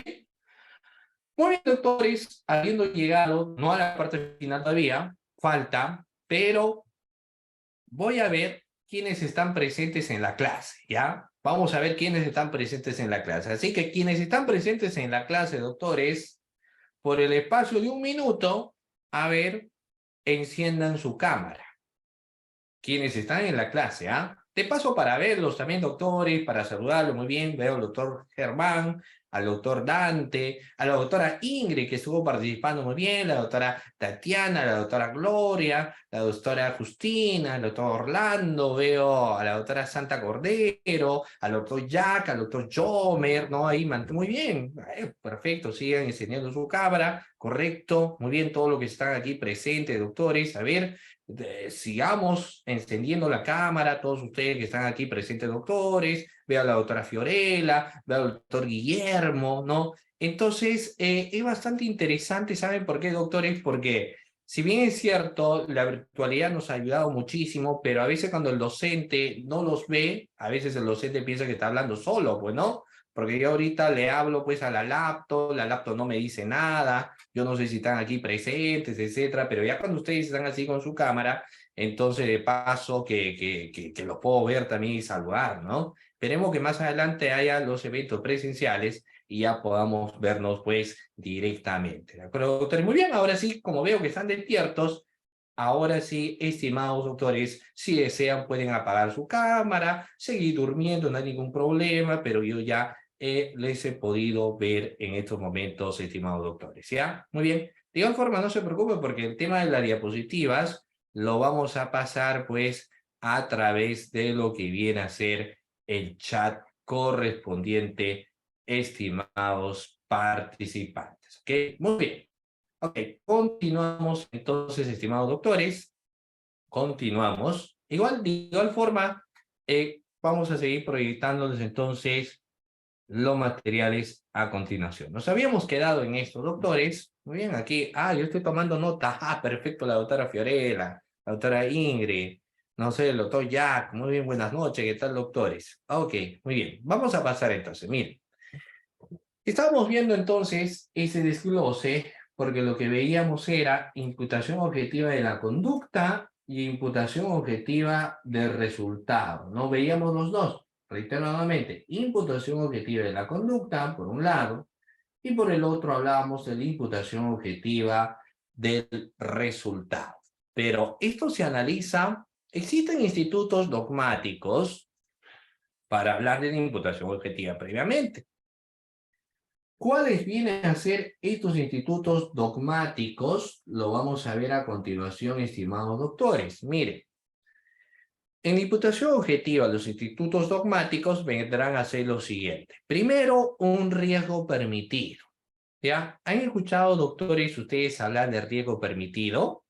Porque mucho se habla, ¿no? Porque nos dicen, previamente analizar los contextos de imputación objetiva, tenemos que analizar la existencia de un riesgo permitido y de un riesgo no permitido, necesariamente. Y eso, como les digo, cuando hablamos de ello, no es otra cosa que instituciones dogmáticas de la imputación objetiva. ¿Ya? La imputación objetiva tiene instituciones dogmáticas, son dos, riesgo permitido y riesgo no permitido. Y vamos a analizarlas. Existen socialmente muchos riesgos que son aceptados, tolerados, permitidos por la sociedad. Por ejemplo, doctores, conducir un vehículo, ¿no? Motorizado, por ejemplo, ¿no? O cualquier otro vehículo. ¿Vendrá a ser un riesgo la conducción de un vehículo, doctores? ¿Es un riesgo? Por supuesto que sí, claro. Es un riesgo no solamente para quien conduce un vehículo, sino para todos nosotros que estamos andando pues por la sociedad. Pero es un riesgo que es un riesgo permitido, ¿no? Es un riesgo permitido, ¿cierto? Claro. Vayamos a lo siguiente. Beber alcohol. Consumir alcohol, doctores, ¿es un riesgo? Por supuesto que sí, ¿no? Claro, la ingesta de alcohol es un riesgo, pero ¿quién pues no festeja, digamos, bebiendo un poco de alcohol, digamos, recibiendo el año nuevo, en un cumpleaños, en una festividad, en algún agasajo, entonces haces el brindis, ¿no? Es un riesgo, sí, pero es un riesgo permitido, es un riesgo tolerado. La sociedad lo acepta. Fumar. Fumar es un riesgo, por supuesto, claro. Podría dar un cáncer, ¿no? A los pulmones, aparte que incomodas a la demás persona que no le gusta, pues, el olor a cigarrillo, pero es un riesgo permitido, es un riesgo tolerado, ¿no? Muy bien. Entonces, en la sociedad encontramos una serie de riesgos, pero que son aceptados por la colectividad. Son riesgos permitidos, doctores. ¿De acuerdo? No hay ningún problema. Por ejemplo, miren, la corrida de todos es un riesgo, obviamente, pero no es un riesgo que la sociedad lo acepta, ¿no? Las corridas de autos, ¿no? Son riesgos, pero son riesgos permitidos. Eso es, digamos, el primer instituto dogmático para analizar la imputación objetiva. Si nos encontramos dentro de un riesgo permitido, no existe ningún tipo de reproche de punibilidad, porque la sociedad lo tolera, la sociedad lo acepta. Pero cuando nosotros incrementamos el riesgo, entonces nos encontramos ante otra institución de la imputación objetiva, que en este caso viene a ser el riesgo no permitido. En el caso de un riesgo no permitido, se incrementa, ¿no?, el riesgo permitido. Por ejemplo, si yo conduzco un vehículo habiendo ingerido licor, porque yo sé, mira, el conducir un vehículo es un riesgo, ya lo hemos señalado, pero es un riesgo tolerado, es un riesgo permitido, ¿no? Conducir un vehículo. Beber licor también es un riesgo, pero es un riesgo tolerado, es un riesgo permitido. Pero cuando fusionamos los dos, conducir un vehículo habiendo ingerido licor es un riesgo no permitido, ¿cierto? Que incluso tiene subsunción en un delito. ¿Qué delito se da, doctores, cuando una persona, ¿no?, conduce un vehículo habiendo ingerido licor? ¿Qué delito será? El delito, pues, de conducción en estado de ebriedad es un delito de peligro común. Entonces, el riesgo no permitido se encuentra subsumido como delito. Se encuentra subsumido como delito, ¿no? Muy bien. Incluso este tema de riesgos va relacionado en algunos hechos que ya se encuentran dentro de un proceso en materia civil, por ejemplo. Digamos, pensión de alimentos. Entonces, si existe una resolución en la cual se establece que una persona tiene que pasar alimentos, porque así lo establece, ¿no? Esto va a ser el paso de pensión de alimentos, entonces ya existe una resolución que lo establece, que se encuentra ahí establecida, señalada, etcétera, ¿no? Pero si la persona, por ejemplo, a pesar que exista una resolución, no cumple con la pensión, va incrementando un riesgo. Va incrementando un riesgo. ¿Un riesgo para quién? Para el alimentista. Lo cual el incremento de ese riesgo va a dar pase a la configuración de un delito como la omisión a la asistencia familiar. Porque se incrementó ¿el riesgo de quién? Del alimentista. Si no le pasa pensión, podría morir, podría, digamos, mermarse su calidad de vida, ¿no? Entonces, cuando va a existir una imputación objetiva, esta tiene que estar encuadrada dentro de un riesgo no permitido, ¿no? Dentro de un riesgo no permitido, ¿ya? Eso nos habla la doctrina. ¿Qué? Muy bien, la dogmática, mejor dicho. Avanzamos un poco más. Bueno, luego existe algo bastante interesante dentro de los contextos de imputación objetiva, porque se dividen en dos, teóricamente también, y que tienen, fíjense ustedes esto, muchas repercusiones prácticas. Lo vamos a ver más adelante. Miren, vamos a empezar. Vamos a advertir una imputación objetiva de resultado y una imputación objetiva del comportamiento. Reitero nuevamente, hay una imputación objetiva de resultado y hay una imputación objetiva del comportamiento. No se olviden, ¿ya? Tomemos nota, imputación objetiva de resultado, imputación objetiva del comportamiento. Si yo hablo de la imputación objetiva del resultado, ¿qué es lo que yo tengo que analizar? Caso de disminución del riesgo, caso de ausencia de un riesgo típicamente relevante, casos en los que se excluye la imputación objetiva por el fin de protección de la norma, casos de un riesgo socialmente aceptado. Lo vamos a ver en casos reales y prácticos, obviamente. Luego tenemos imputación objetiva del comportamiento, y dentro de ello encontramos el riesgo permitido, ¿no? Principio de confianza y la provisión de regreso. Eso encontramos. Vamos a analizar todos ellos, obviamente. ¿De acuerdo? Muy bien. Vamos a empezar con la imputación objetiva de resultado. En la imputación objetiva de resultado vemos imputación objetiva de resultado. En los delitos de resultado se trata de comprobar, una vez verificada la tipicidad, si el resultado conectado causalmente a esta conducta puede reconducirse normativamente a esta, es decir, si también el resultado es típico. Miren, vamos a ver. Si una persona siente dolor, digamos, porque una de las cosas que a veces sucede en la vida es que hoy estamos tranquilos, estamos bien escuchando la clase, y mañana podría dar un vuelco de 360 grados, ¿no? Por ejemplo, si ahorita empezamos a sentir un dolorcito empezamos a sentir ahí en la sien, digamos, o en el pecho. Y mañana vamos para que el médico nos atienda, y el médico que nos atiende nos dice, no, intervención quirúrgica inmediata. Y nos amputa una pierna sin ninguna respuesta clínica, porque el médico se equivocó, porque le dijeron un enfermo y él dijo, pero si él no tiene nada. Bueno, no importa, hay que hacer algo, ampútale la pierna y luego vamos a decir que esta persona tenía diabetes. No, mienten. Entonces, por ejemplo, ese comportamiento del médico es un hecho delictuoso, obviamente, ¿no?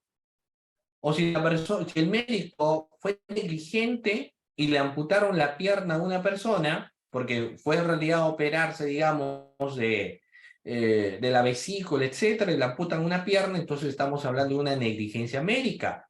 Si hay amputación, entonces estaremos hablando de lesiones graves. El médico va a ser procesado por el delito de lesiones graves culposas, ¿no? Porque fue negligente. Pero, ¿qué sucedería si una persona ingresa herida, ¿no? Porque se acaba de caer de la moto, entonces la pierna está destrozada, ingresa al médico y el médico rápidamente se percata de que este paciente está empezando a tener una infección generalizada y que esa infección va a recurrir rápidamente a sus órganos vitales, puede llegar al corazón y morir de un paro cardíaco. Para prevenir ello, le amputa la pierna, ¿no? Los pacientes ante esa situación dicen, uy, ¿qué ha sucedido? Entonces lo denuncian al médico. La interrogante en ese caso, doctores, miren, ¿habrá responsabilidad del médico? Obviamente que no. ¿Por qué? Porque en ese caso estamos ante una situación de disminución del riesgo. Si el médico no amputaba la pierna, ¿qué hubiese pasado con el paciente? Hubiese acarreado una enfermedad generalizada y hubiese muerto a consecuencia de ello.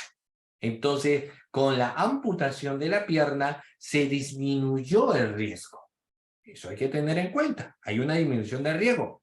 Otro ejemplo típico es cuando la señorita está escuchando su música, está caminando y de repente pues viene una camioneta a toda velocidad y un joven, para evitar que la camioneta lo arrolle, empuja a la señorita y la señorita pues se va de bruces, se va al pavimento, se rompe la boca y pierde 2 dientes, ¿no? Entonces la señorita luego lo denuncia por desfiguración, lesiones graves.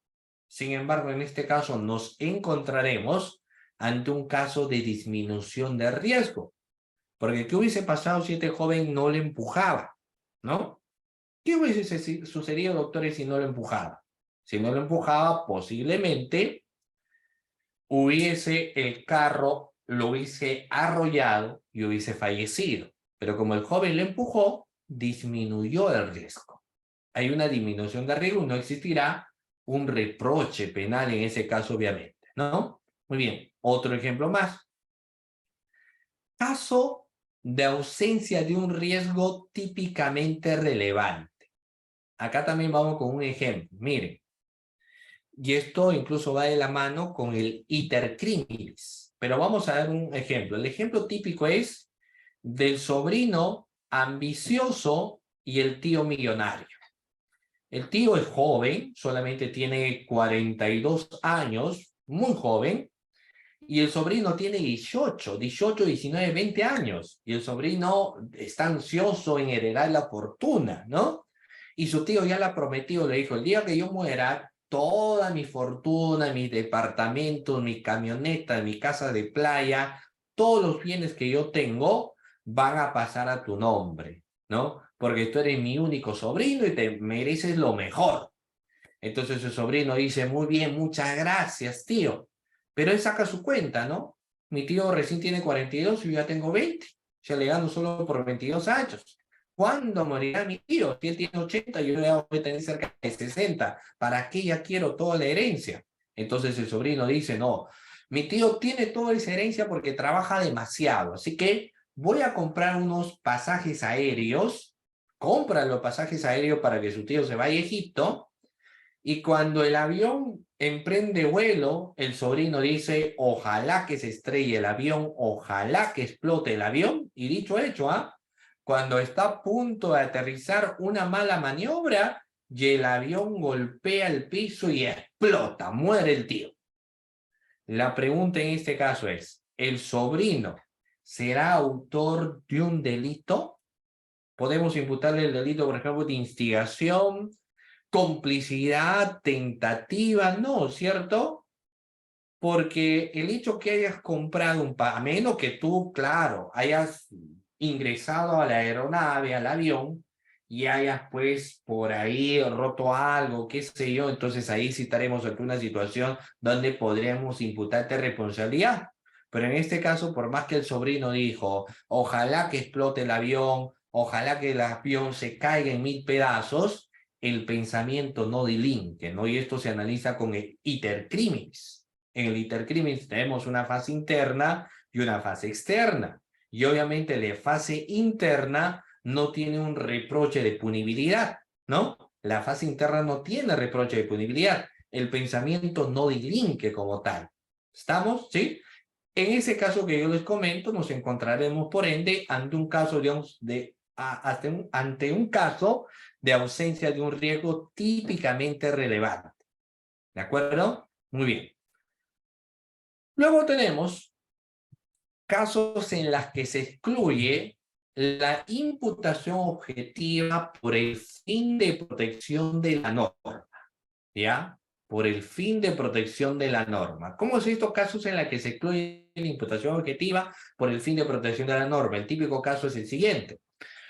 Pepe mata a José por un lío sentimental. Por un lío sentimental, Pepe decide matar a José de 3 balazos.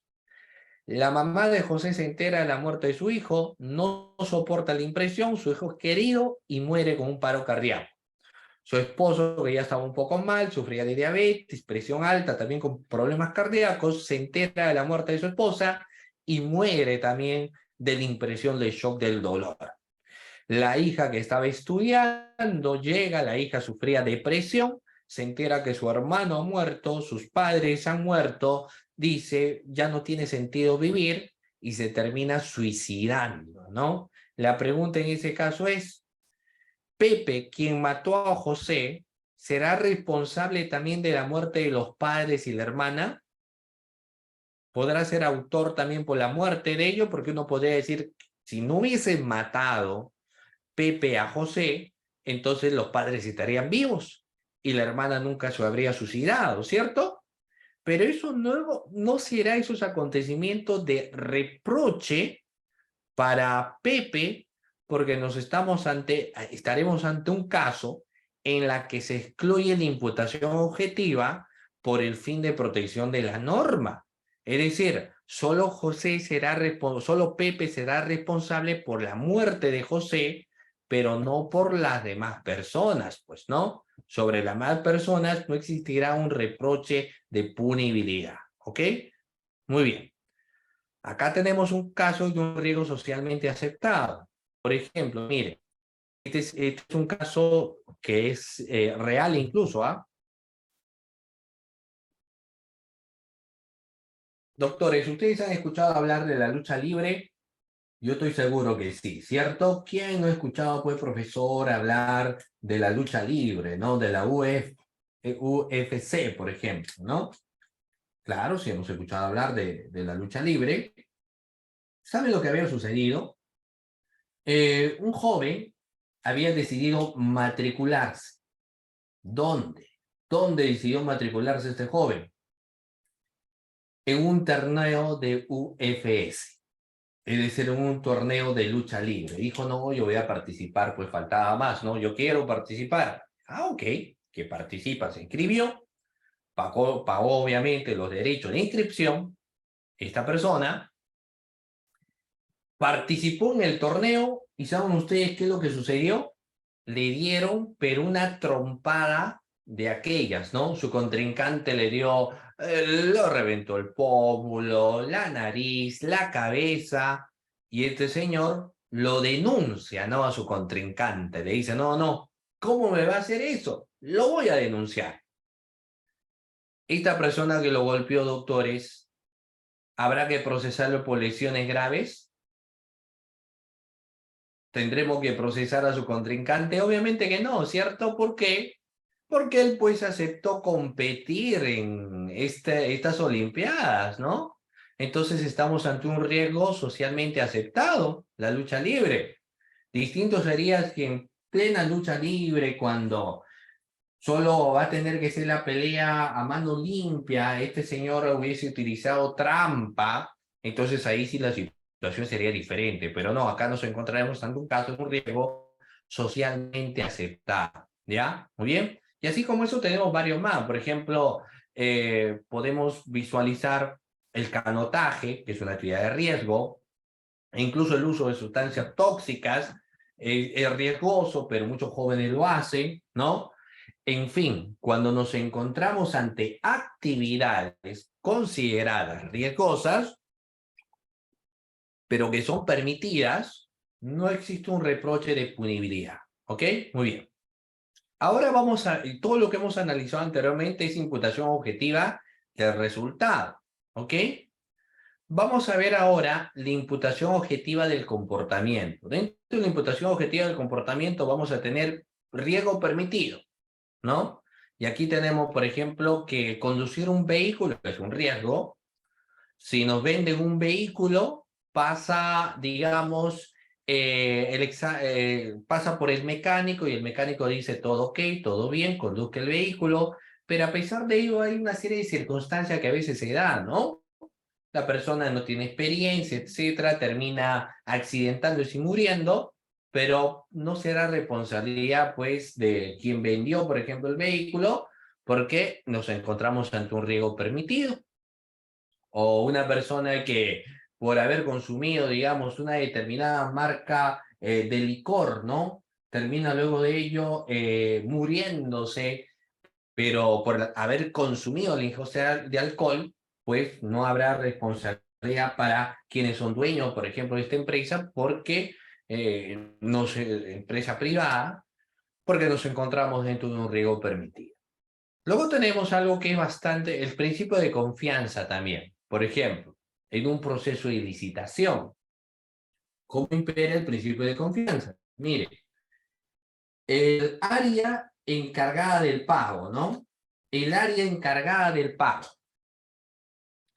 Si se ha realizado un servicio, ¿no? Se ha llevado a cabo, se ha realizado un servicio, por ejemplo, entonces el área de pago lo que le remite en un documento es señalando la conformidad del servicio.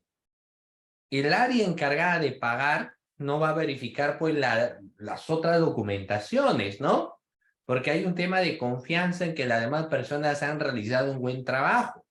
Por ende, es que si a él le imputan luego un delito de colusión, un delito de aprovechamiento indebido del cargo, por ejemplo, o una complicidad en estos delitos por haber otorgado el pago, entonces él puede alegar el principio de confianza, pues, ¿no? Principio de confianza, ¿ya?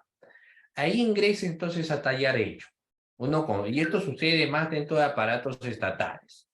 Luego tenemos el otro que es prohibición de regreso. En el caso de la prohibición de regreso, doctores, mucho se analiza, por ejemplo, en el contexto siguiente, ¿ya? En la prohibición de regreso. Mire, el típico caso del taxista. ¿Han escuchado, doctores, hablar del caso del taxista? Es el siguiente, ¿no?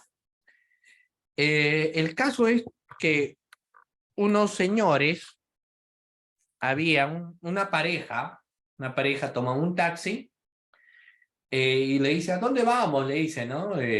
Los pasajeros. El taxista le dice, sí, ¿a dónde vamos a ir? ¿A dónde van?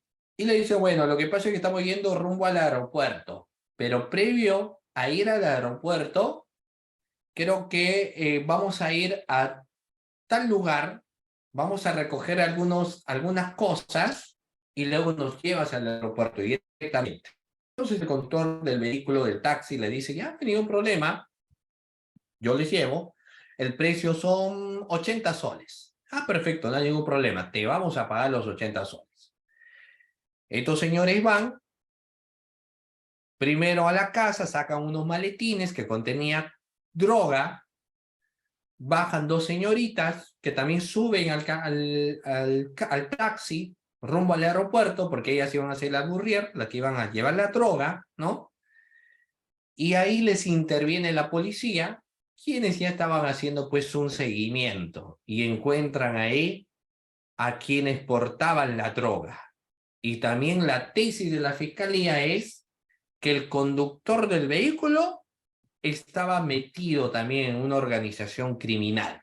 Y dicen, no, el taxista ahora era cómplice del delito porque estaba facilitando la comisión del tráfico ilícito de drogas, ¿no? La pregunta es, ¿el taxista también será responsable penalmente? ¿Le podemos imputar? ¿O es que el taxista estaba cumpliendo un rol? Obviamente que el taxista cumple un rol, pues cierto. ¿O es que acaso cuando uno pide un taxi, el taxista te dice, antes de llevarte, quiero que me digas tu nombre completo y ver si tú tienes antecedentes o no? Si tú tienes antecedentes, no te llevo. O el taxista va a decir, ¿qué es lo que estás llevando ahí en tu maletín? Quiero ver previamente. No, ¿cierto? Porque el taxista cumple un rol. Y si a él le imputan, obviamente, un delito de o macro comercialización de droga, dentro de ello vamos a encontrar pues la provisión de regreso. No se le puede imputar porque él cumplía un rol. Lo mismo sucede con la señora que, por ejemplo, en la tienda va vendiendo sachet, ¿no? O venenos para rata, y lo que sucede es que la señora compró esto, por ejemplo, pero para envenenar a su esposo. Entonces, en ese caso, no existirá tampoco un reproche de punibilidad. ¿Por qué? Porque la señora que está vendiendo su producto cumple un rol que es en este caso la venta, ¿no? Y no se le puede imputar el delito. A eso nos habla, doctora, y la prohibición de regreso. Ahora, ¿qué pasaría? Otro caso. ¿Qué pasaría si el taxista sí sabía que estos señores estaban llevando droga y así los llevó? Fíjense ustedes, ¿habría un reproche penal o no?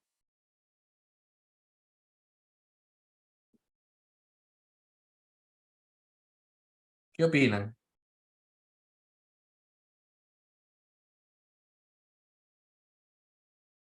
¿Habría un reproche o no? ¿O seguiría esta persona diciendo prohibición de regreso? Claro, si hay un conocimiento, entonces ya no puede alegar prohibición de regreso. La prohibición de regreso también tiene ciertos límites, ¿no? Y dentro de su contexto de límites es no tener que saber, solo cumplir un rol. Pero si a ello agregamos, obviamente, que había un conocimiento de por medio, entonces la situación pues cambia, ¿no? La situación ya termina siendo diferente en ese caso en particular, ¿ok? Claro, por supuesto. Entonces él sí será cómplice de un delito, ¿ya? Cuando, es como si la señora sabe, le dicen, ¿sabe qué, vecinita? Deme el mejor veneno para rata, es para mi esposo. Y la señora dice, sí, este es el mejor, con esto un solo sorbo y ya muere tu esposo. Entonces no podrá alegar, por ejemplo, en ese caso, prohibición de regreso, pues, porque tenía conocimiento que el veneno que quería utilizarse era precisamente para matar a su esposo. ¿Estamos? ¿Sí? Ok, importante entonces. Muy bien. Luego de esto, doctores, pasamos ahora al análisis de la imputación subjetiva. ¿Ok? En el contexto de la imputación subjetiva, que también es un punto bastante interesante, se analiza pues lo que viene a ser el dolo y se analiza también lo que viene a ser la culpa, ¿no? Muy bien. Cuando hablamos de dolo, doctores, ¿qué entendemos? A ver, porque mucho se habla del dolo, y cuando hablamos del dolo, ¿de qué estaremos hablando, estimados doctores? ¿Qué viene a ser el dolo? ¿Qué vendrá a ser el dolo, doctores? ¿No? Como le digo, mucho se habla sobre ese aspecto, etcétera, pero ¿qué es lo que viene a ser el dolo? ¿O qué se entiende en todo caso por dolo, doctores? El dolo es el conocimiento más la voluntad, la conciencia y voluntad nos señala, no es tener que conocer, es tener que saber, ¿ya? Pero obviamente vamos a dar otro más detalles, pues. Miren, la historia de la categoría del dolo. Vamos a ver que durante el transcurso de la historia, el dolo es considerado como uno de los elementos subjetivos de mayor relevancia. Según la doctrina y jurisprudencia ampliamente mayoritarias, actúa con dolo quien conoce y quien quiere la realización de los elementos objetivos del tipo penal, ¿no? Eso viene a ser el dolo. Bueno, voy a dejar los temas del sistema causalista para irme a la teoría evolutiva del dolo.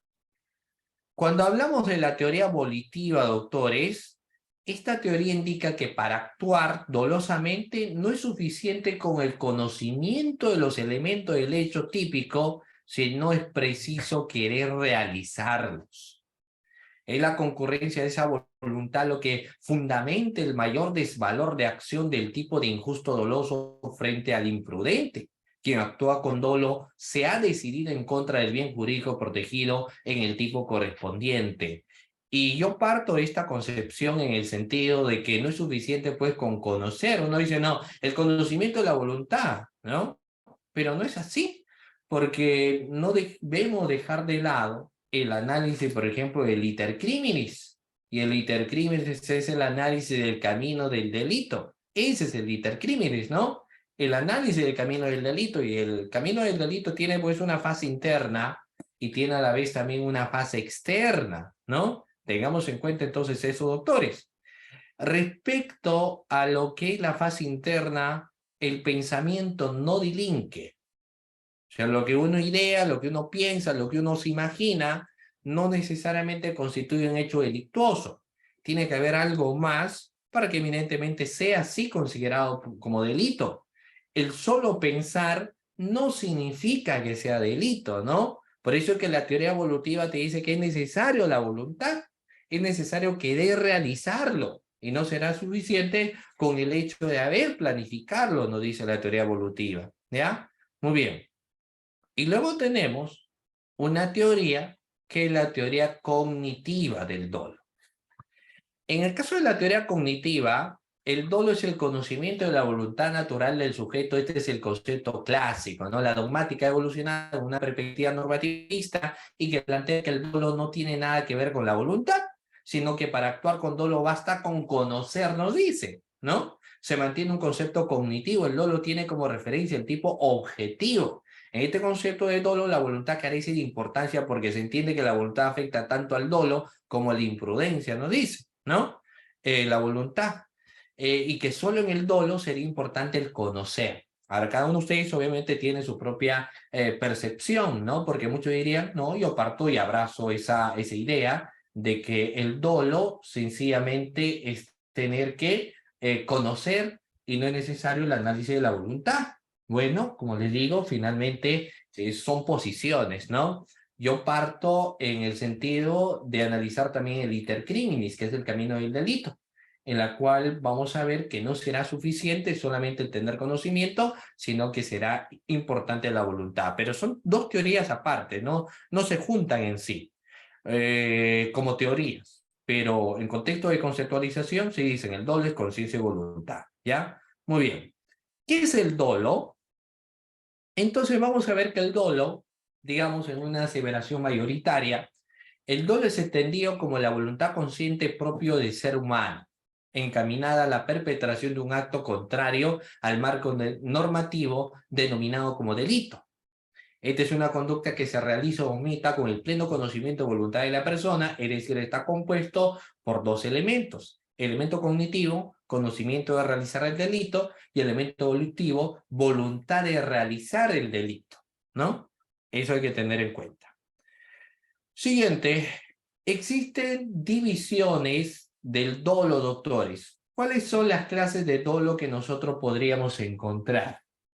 A ver, ¿cuáles serán las clases de dolo, estimados doctores, que nosotros podríamos encontrar? Vamos a ver un dolo directo, un dolo indirecto y un dolo eventual. ¿Ok? Encontramos todos estos entonces, doctores. Un dolo directo, un dolo indirecto y un dolo eventual. En el caso del dolo directo, denominada también como dolo de primer grado, se origina cuando el autor conoce perfectamente que está realizando un acto ilícito. Sumado a ello, posee la voluntad de poder ejecutarlo. A quiere matar a B y lo mata. Ese es un dolo directo. Pedro quiere robar a José y lo roba. Es un dolo directo. ¿De acuerdo? Existe la idea directa de realizar la conducta que es prohibida por norma. Eso forma parte del dolo directo. En el caso del dolo indirecto, denominado como dolo de segundo grado, esto se produce cuando el individuo se representa al hecho delictivo, pero no desea un resultado directo y acepta las consecuencias necesarias para la realización de la conducta típica. Dentro de ellos el típico caso que una persona dice, yo quiero matar a C, C ingresó a una casa y lo que voy a hacer es lanzar un coche bomba para que exploten todas las personas que se encuentran ahí. Entonces efectivamente agarra el coche bomba y los lanza a todos y explota, ¿no? Y muere también C. Entonces estamos ante un caso de un dolo indirecto. Y en el caso del dolo eventual, este se produce cuando el sujeto tiene de conocimiento que se podría materializar un hecho prohibido, no obstante este continúa aceptando dicha posibilidad. Es algo importante también señalar que en el caso del dolo eventual existe la indiferencia de por medio, ¿no? Muy bien. La diferencia entre el dolo y la culpa consciente, vamos a ver, existe una brecha muy fina entre ambas figuras, mientras que el dolo eventual, el individuo tiene la posibilidad de poder ver el resultado como probable, pero acepta la posibilidad de que ésta se produzca.